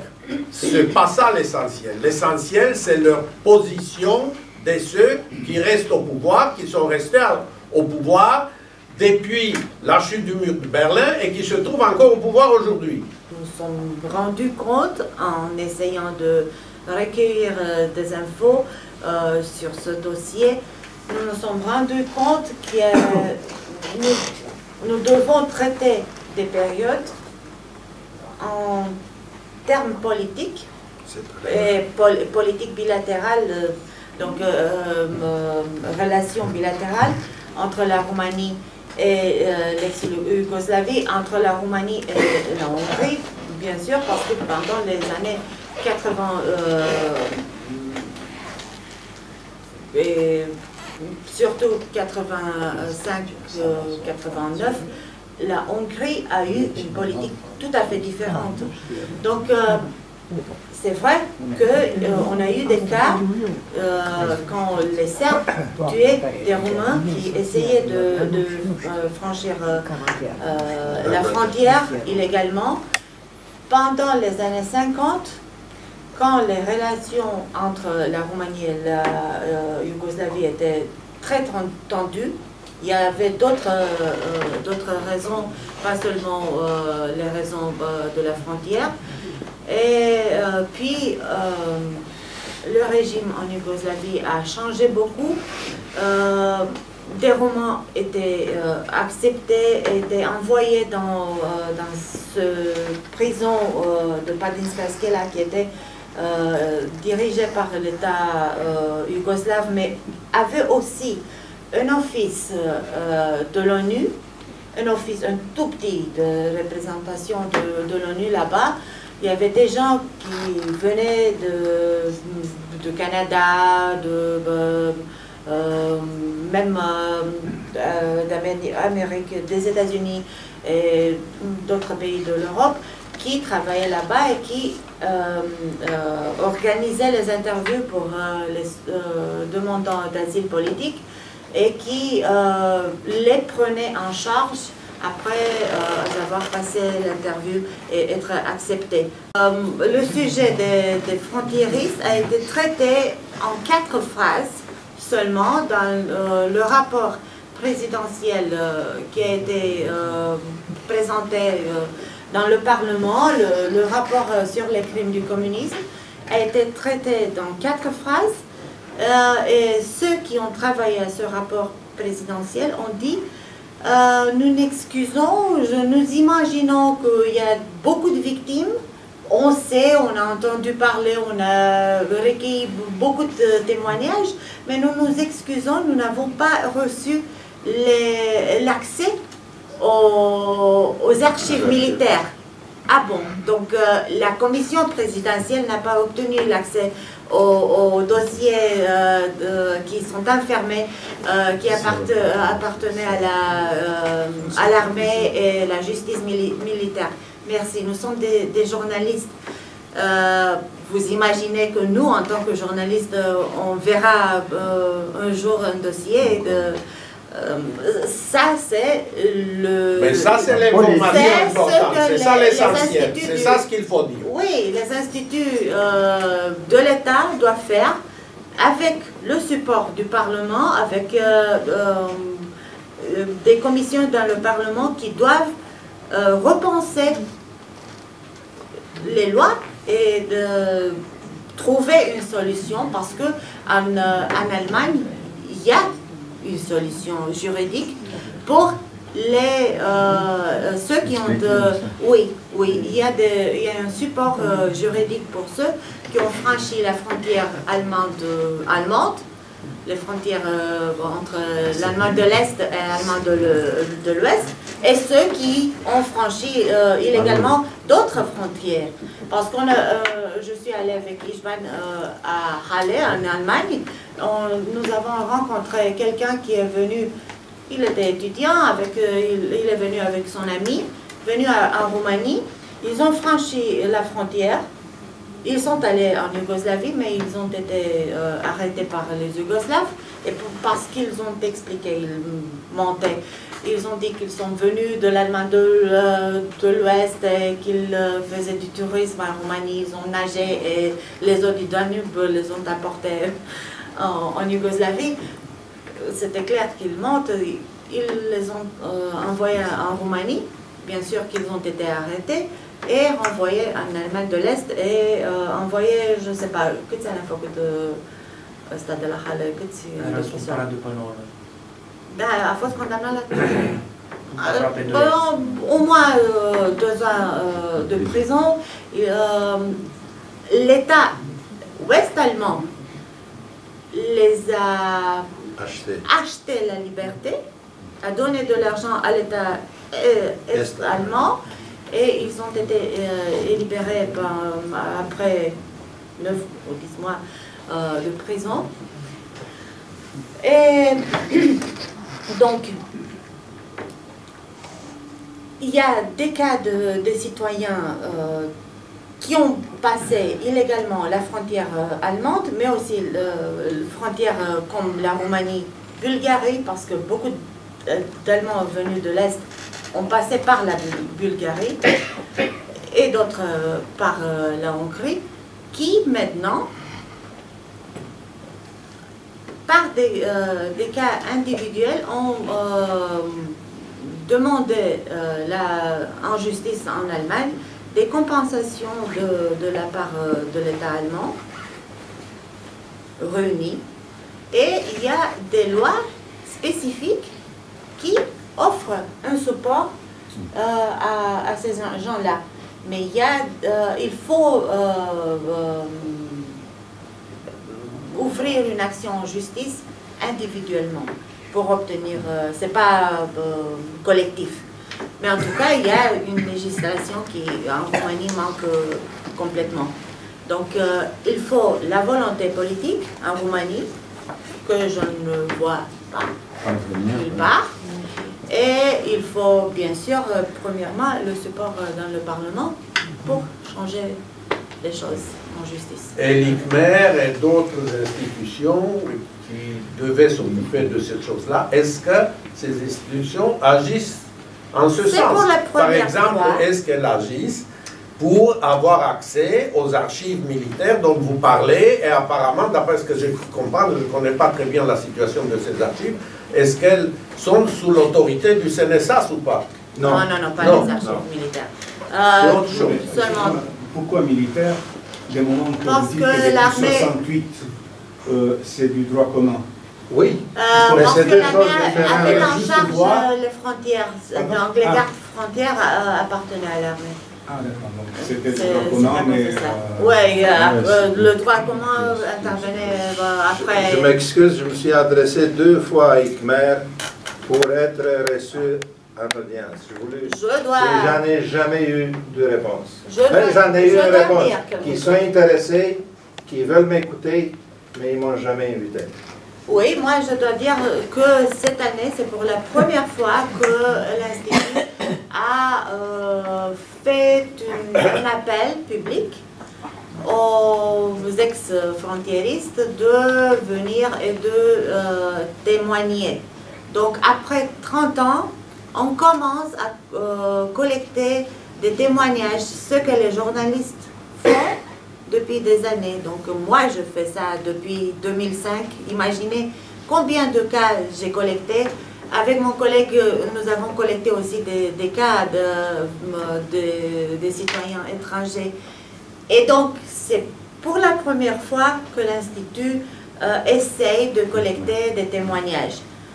Bien sûr que moi, en tant que journaliste, je suis enchantée que c'est pour la première fois que l'État a une réaction. Mais, verrons ce qui va se La passer. réaction est tellement petite là que... Si vous permettez, donc, il y a une facette exceptionnelle, si vous, en tant que journaliste, vous voulez creuser un peu. Il y a eu à un moment donné un film sur, où les douaniers yougoslaves, ils ont parlé, il a disparu, soi-disant, des droits sur le YouTube, des droits d'auteur, où un Yougoslave parlait de à peu près 20 000 morts au port de fer. C'est-à-dire que ceux-là, ils sortent, enfin, ils n'ont pas été condamnés, ils ont disparu. Donc, si vous allez dans cette région, vous allez peut-être trouver des témoignages par dizaines de milliers. Donc, il ne faut pas négliger, parce que ceux qui ont été condamnés comme messieurs qui veulent changer, enfin, je ne vois pas l'intérêt dans l'absolu, enfin personnellement, mais ça ne veut pas dire qu'il n'y a pas. Mais l'objectif, c'est que j'ai discuté avec une jeune fille qui est née après la chute de Ceausescu, enfin bref. Et qui n'a jamais entendu parler de... Frontieriste, elle disait c'est quoi frontieriste? Moi, je me suis dit, mais ça va pas. j'enseigne... Et donc, moi, j'ai eu un problème parce que j'ai traversé au port de fer, donc en 75. C'est pour ça que je sais qu'au mois de septembre, il ne rendait pas. Personnellement, j'ai réussi à traverser. Oui, après nous autres, là, ils n'ont pas rendu. Mais à 2 mois après, vous auriez sauvé. Donc, personnellement, j'étais contrairement à vous, à Campo di Stranieri de Trieste, où on était très très bien reçus. Donc il y avait un poste Il y a eu Interpol, changement, voilà, donc c'était très très très bien, c'était pas infesté de quoi que ce soit. Et donc on était en liberté, c'est-à-dire que personnellement en 71 j'ai été arrêté par la sécurité et j'ai fait Valcarè, je ne sais pas si vous connaissez, sur préventive, dangereux préventive, et jugé par le tribunal militaire territorial de Bucarest. Donc je connais les facettes de 71. Bon, après, je suis parti, je connais aussi 70 où on a fait la grève de la faim sur Trocadéro et on a réussi à ouvrir toutes les ambassades roumaines du monde, c'est-à-dire par une pression. Donc, j'ai fait partie de ceux qui étaient à la tête de cette pression. Et toutes les ambassades roumaines, ils ont ouvert ils ont été ouvertes à ce qu'on puisse au premier degré refaire les réunions des familles. Donc il y a eu des dizaines de milliers de choses comme ça. Mais je pense que vous avez pensé, vous n'avez pas attendu mon avis, mais les morts, c'est 20 000 morts annoncés, et je sais parce que j'ai traversé, j'ai nagé 7 heures dans le Danube. Merci de votre témoignage. Est-ce que vous pourriez avoir la grande gentillesse de vous présenter? Je suis Christian Taudier. Christian Taudier. Merci, merci monsieur. Merci pour ce que vous avez dit. Personne ne sait avec l'exactitude le nombre de morts, le nombre de on s'en fout un peu. Personnellement, donc on peut avoir des données approximatives. Oui, c'est ça. Et personnellement, je voulais faire un monument, là où j'ai traversé, un monument au... Voilà. Mais il y avait quelqu'un qui avait pris, qui a dit « Ah, c'est une bonne idée, on va trouver du pognon de l'État, on va faire... » Je dis « Bon, laisse tomber, je vais le faire moi-même un peu plus tard. » Vous avez vu deux images? Je n'ai pas vu, je suis arrivé tard parce que je vous ai cherché pendant 3 quarts d'heure. Vous avez vu 2 images dans ma présentation. Il y a 2 monuments en Roumanie, un très petit dans ce village. Mais le plus grand, vous le verrez, si vous passez par Orshova, vous le verrez au bord du Danube. C'est la tête Oui, c'est une femme qui veut se jeter dans les eaux du Danube. Cette statue s'appelle Danubia. Mais personne ne connaît ni même le nom, ni même l'auteur, ni même l'objectif, bien sûr, la symbolique, l'objectif de sa présence là-bas. Tout le monde passe. Ah, c'est un beau lieu de pique-nique au bord du Danube. On a installé des tables et des chaises. On peut manger là-bas. Il y a des gens qui ont un message pour les nouveaux réfugiés, Welcome Refugees en anglais, maintenant. Et imaginez-vous que depuis des années, le monument a été arrêté, je crois qu'en 1997, par un sculpteur qui vivait au Canada. Je crois qu'il est mort parce qu'il avait presque 100 ans. Je crois, oui. 100 ans l'année passée, donc je ne sais pas s'il est encore en vie, Patriciu Matescu, qui a fait don de cette statue à l'État roumain. Au moment où la statue a été installée, il a demandé à quelques prêtres de la région, il est venu avec des amis qui connaissaient le phénomène des frontiéristes. Ils ont organisé un petit événement, oui, une cérémonie religieuse, un petit événement dédié à la mémoire de ceux qui ont été tués ou qui sont morts en essayant de nager dans les eaux du Danube. Mais il traversait avec les chaloups, sur les, donc avec les colonnes. La grande majorité avec des cas, un taux d'oxygène là, puis... Alors oui, ça, je pense que c'est bon, ça a dû se faire, mais anecdotique. Et donc, il a essayé d'organiser ça, mais aucun représentant des autorités n'a pas participé. Et même maintenant, après des années, il n'y a aucun mot sur une plaque commémorative, aucune référence à cette statue. Même si les autorités de Drobeta Turnu Severin ont accepté une lettre de la part d'une personne qui est très impressionnée par les cas des frontiéristes et qui a beaucoup milité contre le régime communiste et qui a écrit une lettre à la mairie de Drobeta Turnu Severin, une ville pas très loin de Orșova, et il a demandé à la mairie d'ériger un monument à la mémoire des Roumains qui ont perdu leur vie en essayant de franchir les frontières. Et la mairie de Drobeta Turnu Severin a dit « Ah oui, nous sommes intéressés, on va mettre ça dans notre programme, on va le faire. » Ça c'est, je crois qu'il y a 2 ans, il y a déjà 2 ans, ils ont promis de le faire. Mais personne ne s'intéresse à cette statue, personne n'a aucune idée, même si en 2005, j'ai publié une interview avec l'auteur de cette statue, et même si en 2017, on a eu un long article qu'on publie plusieurs fois, on répand sur les réseaux sociaux pour être connu. En ce qui concerne cette statue et son symbole, c'est tout à fait... Oui. Madame, est-ce que vous avez, vous, journaliste, un inventaire des livres, des témoignages de ceux qui ont passé illégalement la frontière? Enfin, beaucoup de bouquins. Oui, je peux rappeler un seul nom ici, qui était membre de la maison roumaine, que nous sommes très honorés qu'il a fait partie de notre association, c'est Remus Radina. Cette figure légendaire de la lutte anticommuniste.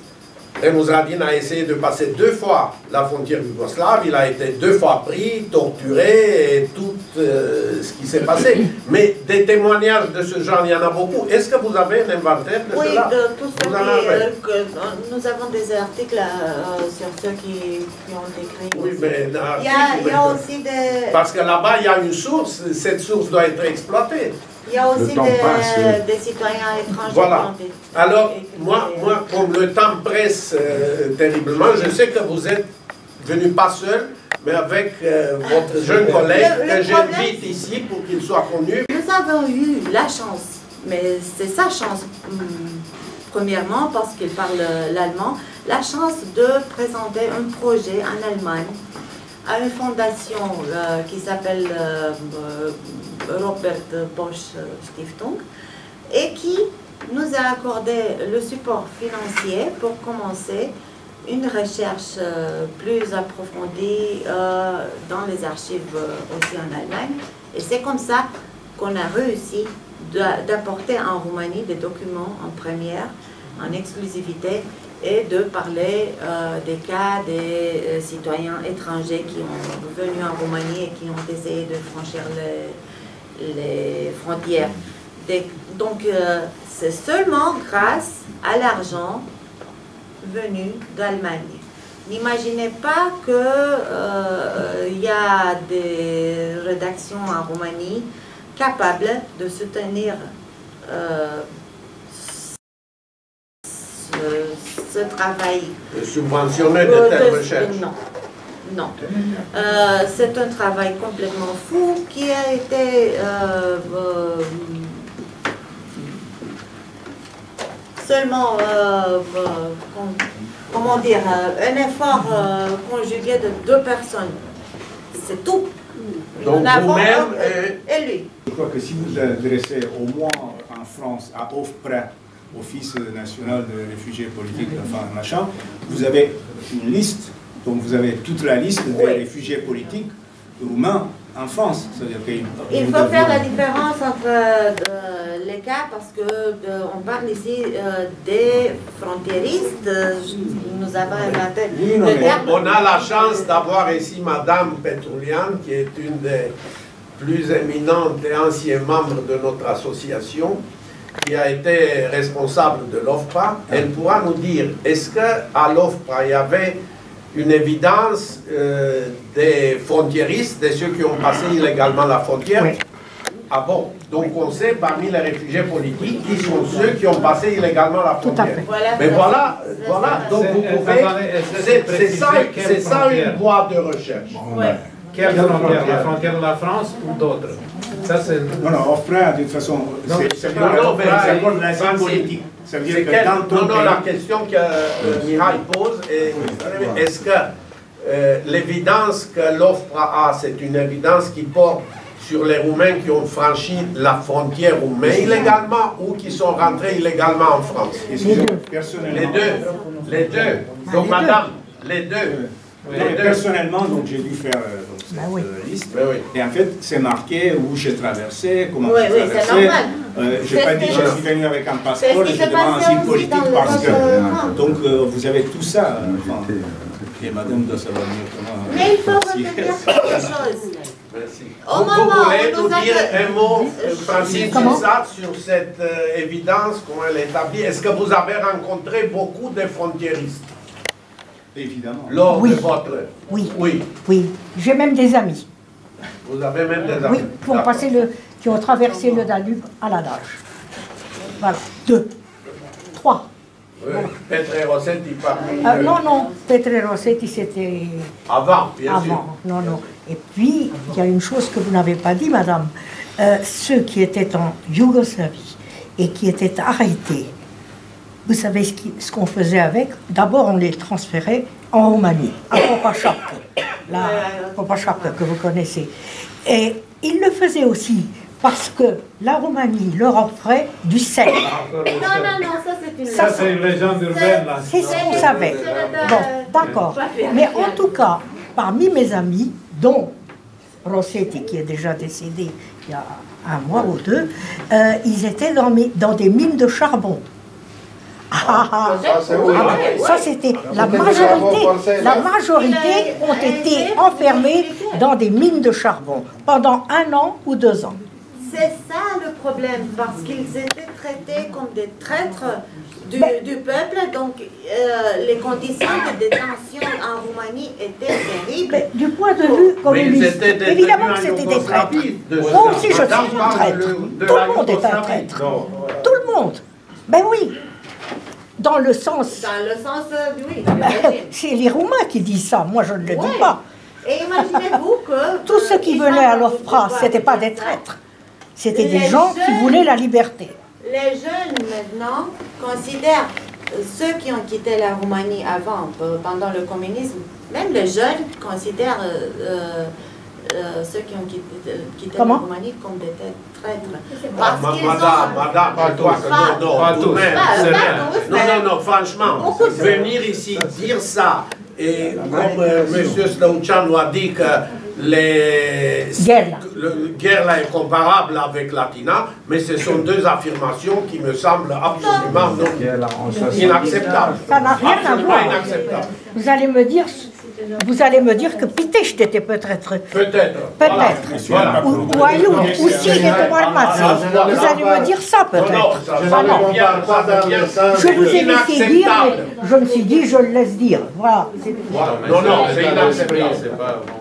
Le monsieur a été dans les deux, donc il peut comparer, c'est pas des légendes. Oui, non, mais bon, nous on est quand même sur les frontières. Qu'en Italie, les Italiens n'accordaient pas, enfin, je ne sais pas quoi, mais ils pouvaient partir de Latina. Évidemment. Oui, vous étiez libre de oui, partir. c'est la liberté. Non, je parle du niveau de vie. C'est peut-être la première conférence là, à l'étranger, disons, on est la plupart de Roumains là ici.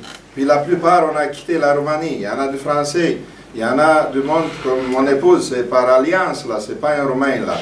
Mais on ne sait pas combien de monde qui sont morts de 47 à 89. Moi, je dis qu'il y a des milliers, peut-être de centaines de milliers. Je vous demande, là, si c'est possible, là, parce que moi aussi, vous aussi, vous aurez pu être au fond de Danube aujourd'hui, de prendre 1 minute de silence pour ces morts-là qui n'ont pas réussi à avoir la liberté. Est-ce que c'est possible? Oui. C'est possible. Oui. Belle initiative, merci.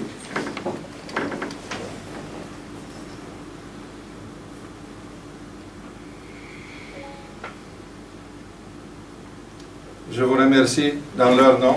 Seara, în numele meu, Stic Ștrantea, lucrez de aproape 8 ani cu Marina Constantinoiu. Sunt implicat în proiectul acesta din 2016. Vreau să mă refer la un singur aspect principal al noastră primejdie, să spun așa, este nostalgia comunismului din România. Bravo! Avem tot mai mulți tineri care n-au trăit în comunism, dar sunt mințiți în fiecare zi cât de bun era comunismul. De aceea subiectul nostru oarecum îi doare pe unii, alții voi să uite de el, dar noi ne ținem în continuare de treabă cu metodele noastre. Unele poate nu sunt de nivelul unor cercetători renumiți, așa atâta putem să facem noi. Cel mai practic lucrăm mai mult gratuit decât pentru orice altceva. Suntem apreciați în comunitatea frontieriștilor, ceea ce pentru noi contează cel mai mult, iar restul fiecare poate să aibă părerea lui. Mulțumesc. Savoir si les historiens d'histoire contemporaine roumains s'intéressent ou pas du tout à ce sujet-là. Parce que nous en France, on a eu un problème qui est... Enfin, les choses ne sont pas comparables, mais enfin, il faut quand même parfois trouver des exemples. Avec Vichy, nous on a eu un gros problème avec Vichy, puis c'est quand l'américain Paxton a écrit son pavé sur Vichy, au milieu des années 70, qu'on a reconsidéré Vichy, hein, que pendant 30 ans on avait mis sous le tapis. Et après ça, des historiens français, évidemment, et comme ils se sont sentis agressés, ou même qu'ils ont été très contre ce livre, ben, ils se sont mis à travailler, puis bon, ils ont découvert des choses intéressantes. Alors ça, c'est une question, et puis simplement, alors après, c'est une constatation, ou ce que je pense, c'est que malheureusement ou heureusement, les choses progressent quand ça mûrit au niveau de la conscience collective, au niveau des mentalités des peuples. Il y a un moment où vous avez beau apporter la vérité et avoir la possibilité de la porter, si les gens ne veulent pas entendre, c'est comme un âne qui ne veut pas boire, vous ne le ferez pas boire. J'ai l'impression que le peuple roumain, d'après ce que vous dites, et pas simplement la politique qui verrouille, ben, il n'est pas encore mûr pour ça.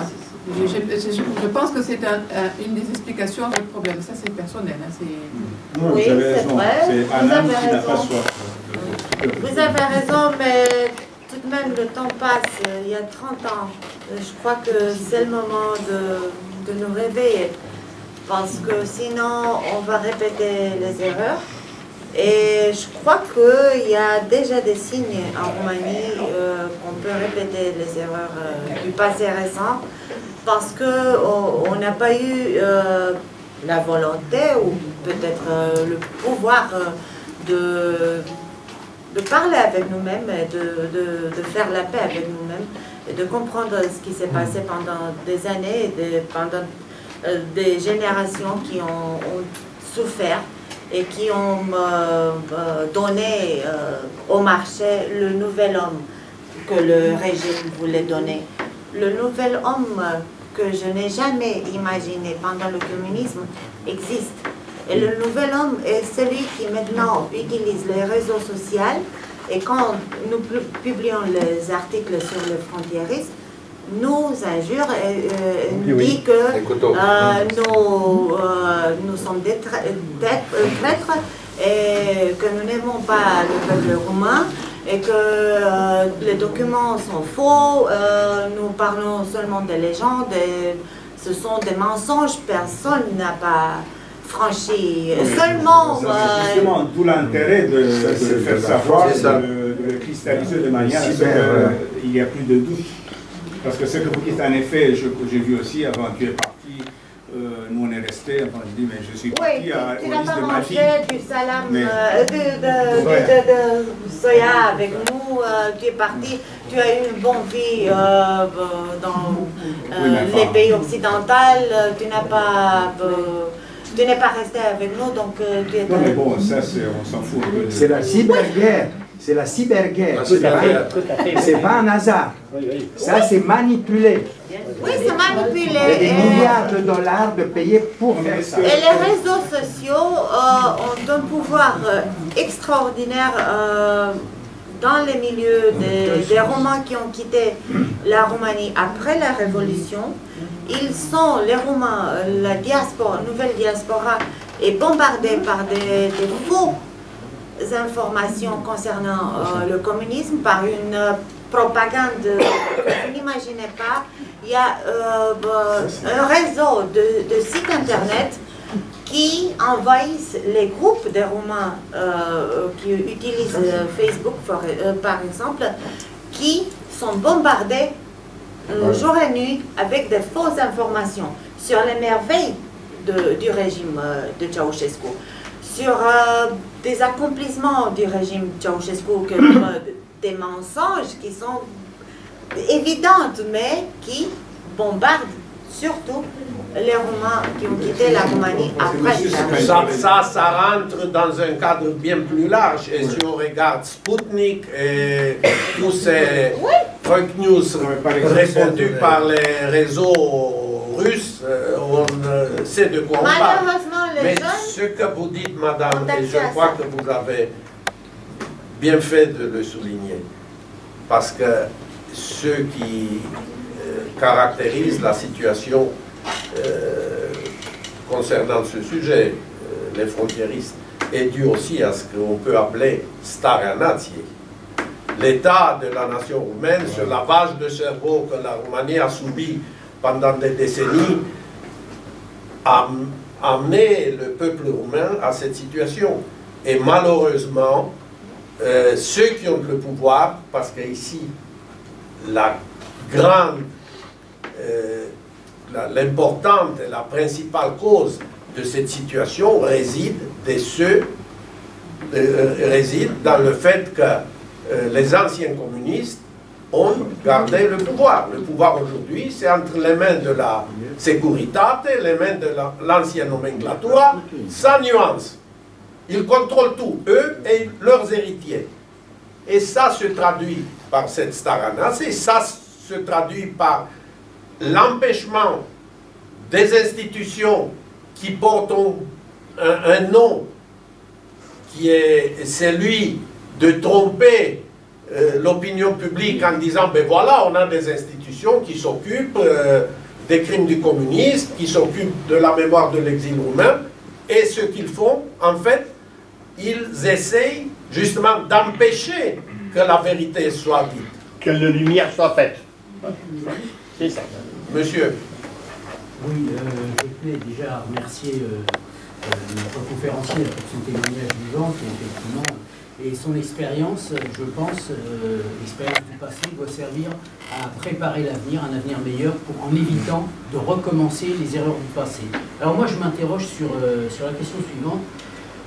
Aujourd'hui, les frontiéristes d'aujourd'hui, si cela se reproduisait, comment, par exemple, des Syriens ou des Turcs qui fuiraient Erdogan, ou même, pourquoi pas, des Russes qui fuiraient Poutine, ou pourquoi pas même des immigrés de Transnistrie, arrivant en Roumanie, comment seraient-ils traités par les Roumains, par la Roumanie, par le gouvernement roumain? Mal. Moi, mon réponse, c'est celle-là. Peut-être que je n'ai pas raison, mais moi, je dois vous dire, là, moi, j'étais accueilli très mal en Italie, comme réfugié, comme émigrant, comme réfugié politique. Mais je regarde les Roumains, là, ça serait encore pire. Non, mais bon, j'essaie de vous répondre. En fait, le gros problème de la Roumanie actuelle, c'est en effet, bon, pour les synergies le pape de Marrakech, je ne suis pas du tout stupéfant. Le gros problème, c'est que la Roumanie, c'est quand même, après la Syrie, le deuxième pays d'émigration. Oui. Donc, il y a 5 millions de personnes qui sont parties dernièrement. Donc, les Roumains verraient très mal qu'un système se construit et donc où nos médecins partent et que des émigrés de quelque part viennent. Donc automatiquement, l'opinion publique, vous ne pouvez pas la voir de la même manière que la France enfin, ou un autre pays. Impossible. Un autre problème aussi qui se... Parce que si la propagande qu'avant le communisme c'était pas mal, je ne sais pas, C'est parce que le pays il est détruit, on a rasé 60% des forêts roumaines. Je ne sais pas si vous êtes au courant. Donc, on a détruit la Roumanie. Donc, automatiquement, les Roumains sont nostalgiques de quelque chose qu'ils n'ont pas connu, les jeunes, machin, qui se disent c'était machin. C'est parce que les mêmes, ils ont détruit, c'est la deuxième vague de destruction. Donc, on a détruit l'humain, maintenant on détruit la faune et la flore, les machins. Donc là, il n'y aura plus, il y aura de la terre, parce que refaire, bon, à la limite, un système social, on arriverait, à la limite, enfin, on le peut recomposer. Mais il y a des milliers d'années, des centaines d'années pour refaire déjà des arbres centenaires, donc il faut des centaines d'années, et donc toute la flore, tous les papillons, les insectes, machin, disparaissent. Donc, et pour revenir à votre question, parce que je m'éloigne, c'est quand même, enfin, on peut pardonner aux Roumains qui ne comprennent pas que les leurs pas et qu'on fasse venir d'autres personnes. Bon. Oui. Donc ça se justifie un tout petit peu. Mais je voulais donc à un monsieur qui disait qu'à Gerla, avant je ne sais pas quelle année, en effet, il y a eu deux périodes importantes. Oui. Et personnellement, enfin, je suis ni historien ni rien, mais de mon petit point de vue, en effet, je crois qu'il y a une différence entre la destruction de la classe moyenne, enfin de l'intellectualité roumaine, qui était à Gerla, effectivement, comme Pitești et autres, Jilava, bref, c'était une forme de... Donc, une fois que l'équilibre s'est fait, est-ce que vous faites la différence entre ceux qui quittaient la Roumanie à l'époque parce que les frontières n'étaient pas aussi bien gardées, est-ce que vous dites à partir de telle date, on peut les appeler frontiéristes? Non, on les appelle frontiéristes. Oui, parce qu'il y a quand même une différence à mon avis. Les frontières n'ont pas été aussi bien gardées au départ, enfin les gens ne voulaient pas partir. Non, pendant les années 50, mais avec la Yougoslavie. Personnellement, je sais qu'à Gerla, comme à Jilava, enfin bref, et tout ça, les frontiéristes, ils étaient battus. Ils étaient, oh oui, ça a été toujours. Ils étaient vraiment battus sur la frontière, donc j'étais témoignage, j'ai vécu avec eux. Donc, il n'y a aucun doute. Et vous, la preuve. Et pas à peu près. C'est même marqué, j'ai trouvé dans les jugements, c'est marqué, j'ai les papiers de la CNSAS, c'est marqué les procureurs, quand ils m'ont présenté au procureur pour faire l'acte d'arrestation, les papiers d'arrestation, il m'a dit, t'as tombé dans l'escalier, n'est-ce pas? Parce que j'étais noir. J'étais pas noir parce que j'avais tombé dans l'escalier, là. J'étais noir parce que j'étais battu 48 heures par les militaires roumains. Le signe le plus symptomatique de la réaction de la Roumanie, entre guillemets, je dis Roumanie, donc je ne généralise pas les autorités roumaines, a été donc le 10 août. Le 10 août. Ces gens-là qui sont roumains, qui sont partis parce qu'ils étaient malheureux, parce qu'ils avaient d'autres idées, c'est ça, ils ont été battus et rejetés. Oui. La diaspora, à présent, elle est pratiquement un peu anesthésiée, parce qu'ils veulent continuer, mais on ne sait pas exactement ce qui va se passer. On me tourne vers Mihai, qui est l'organisateur de cette conférence qui a été très animée, vivante, et il faut le remercier encore une fois pour l'avoir organisée. Tout le mérite lui revient, c'est lui qui a trouvé nos invités, c'est lui qui a imaginé cette conférence, et je vous propose de l'applaudir. Bravo.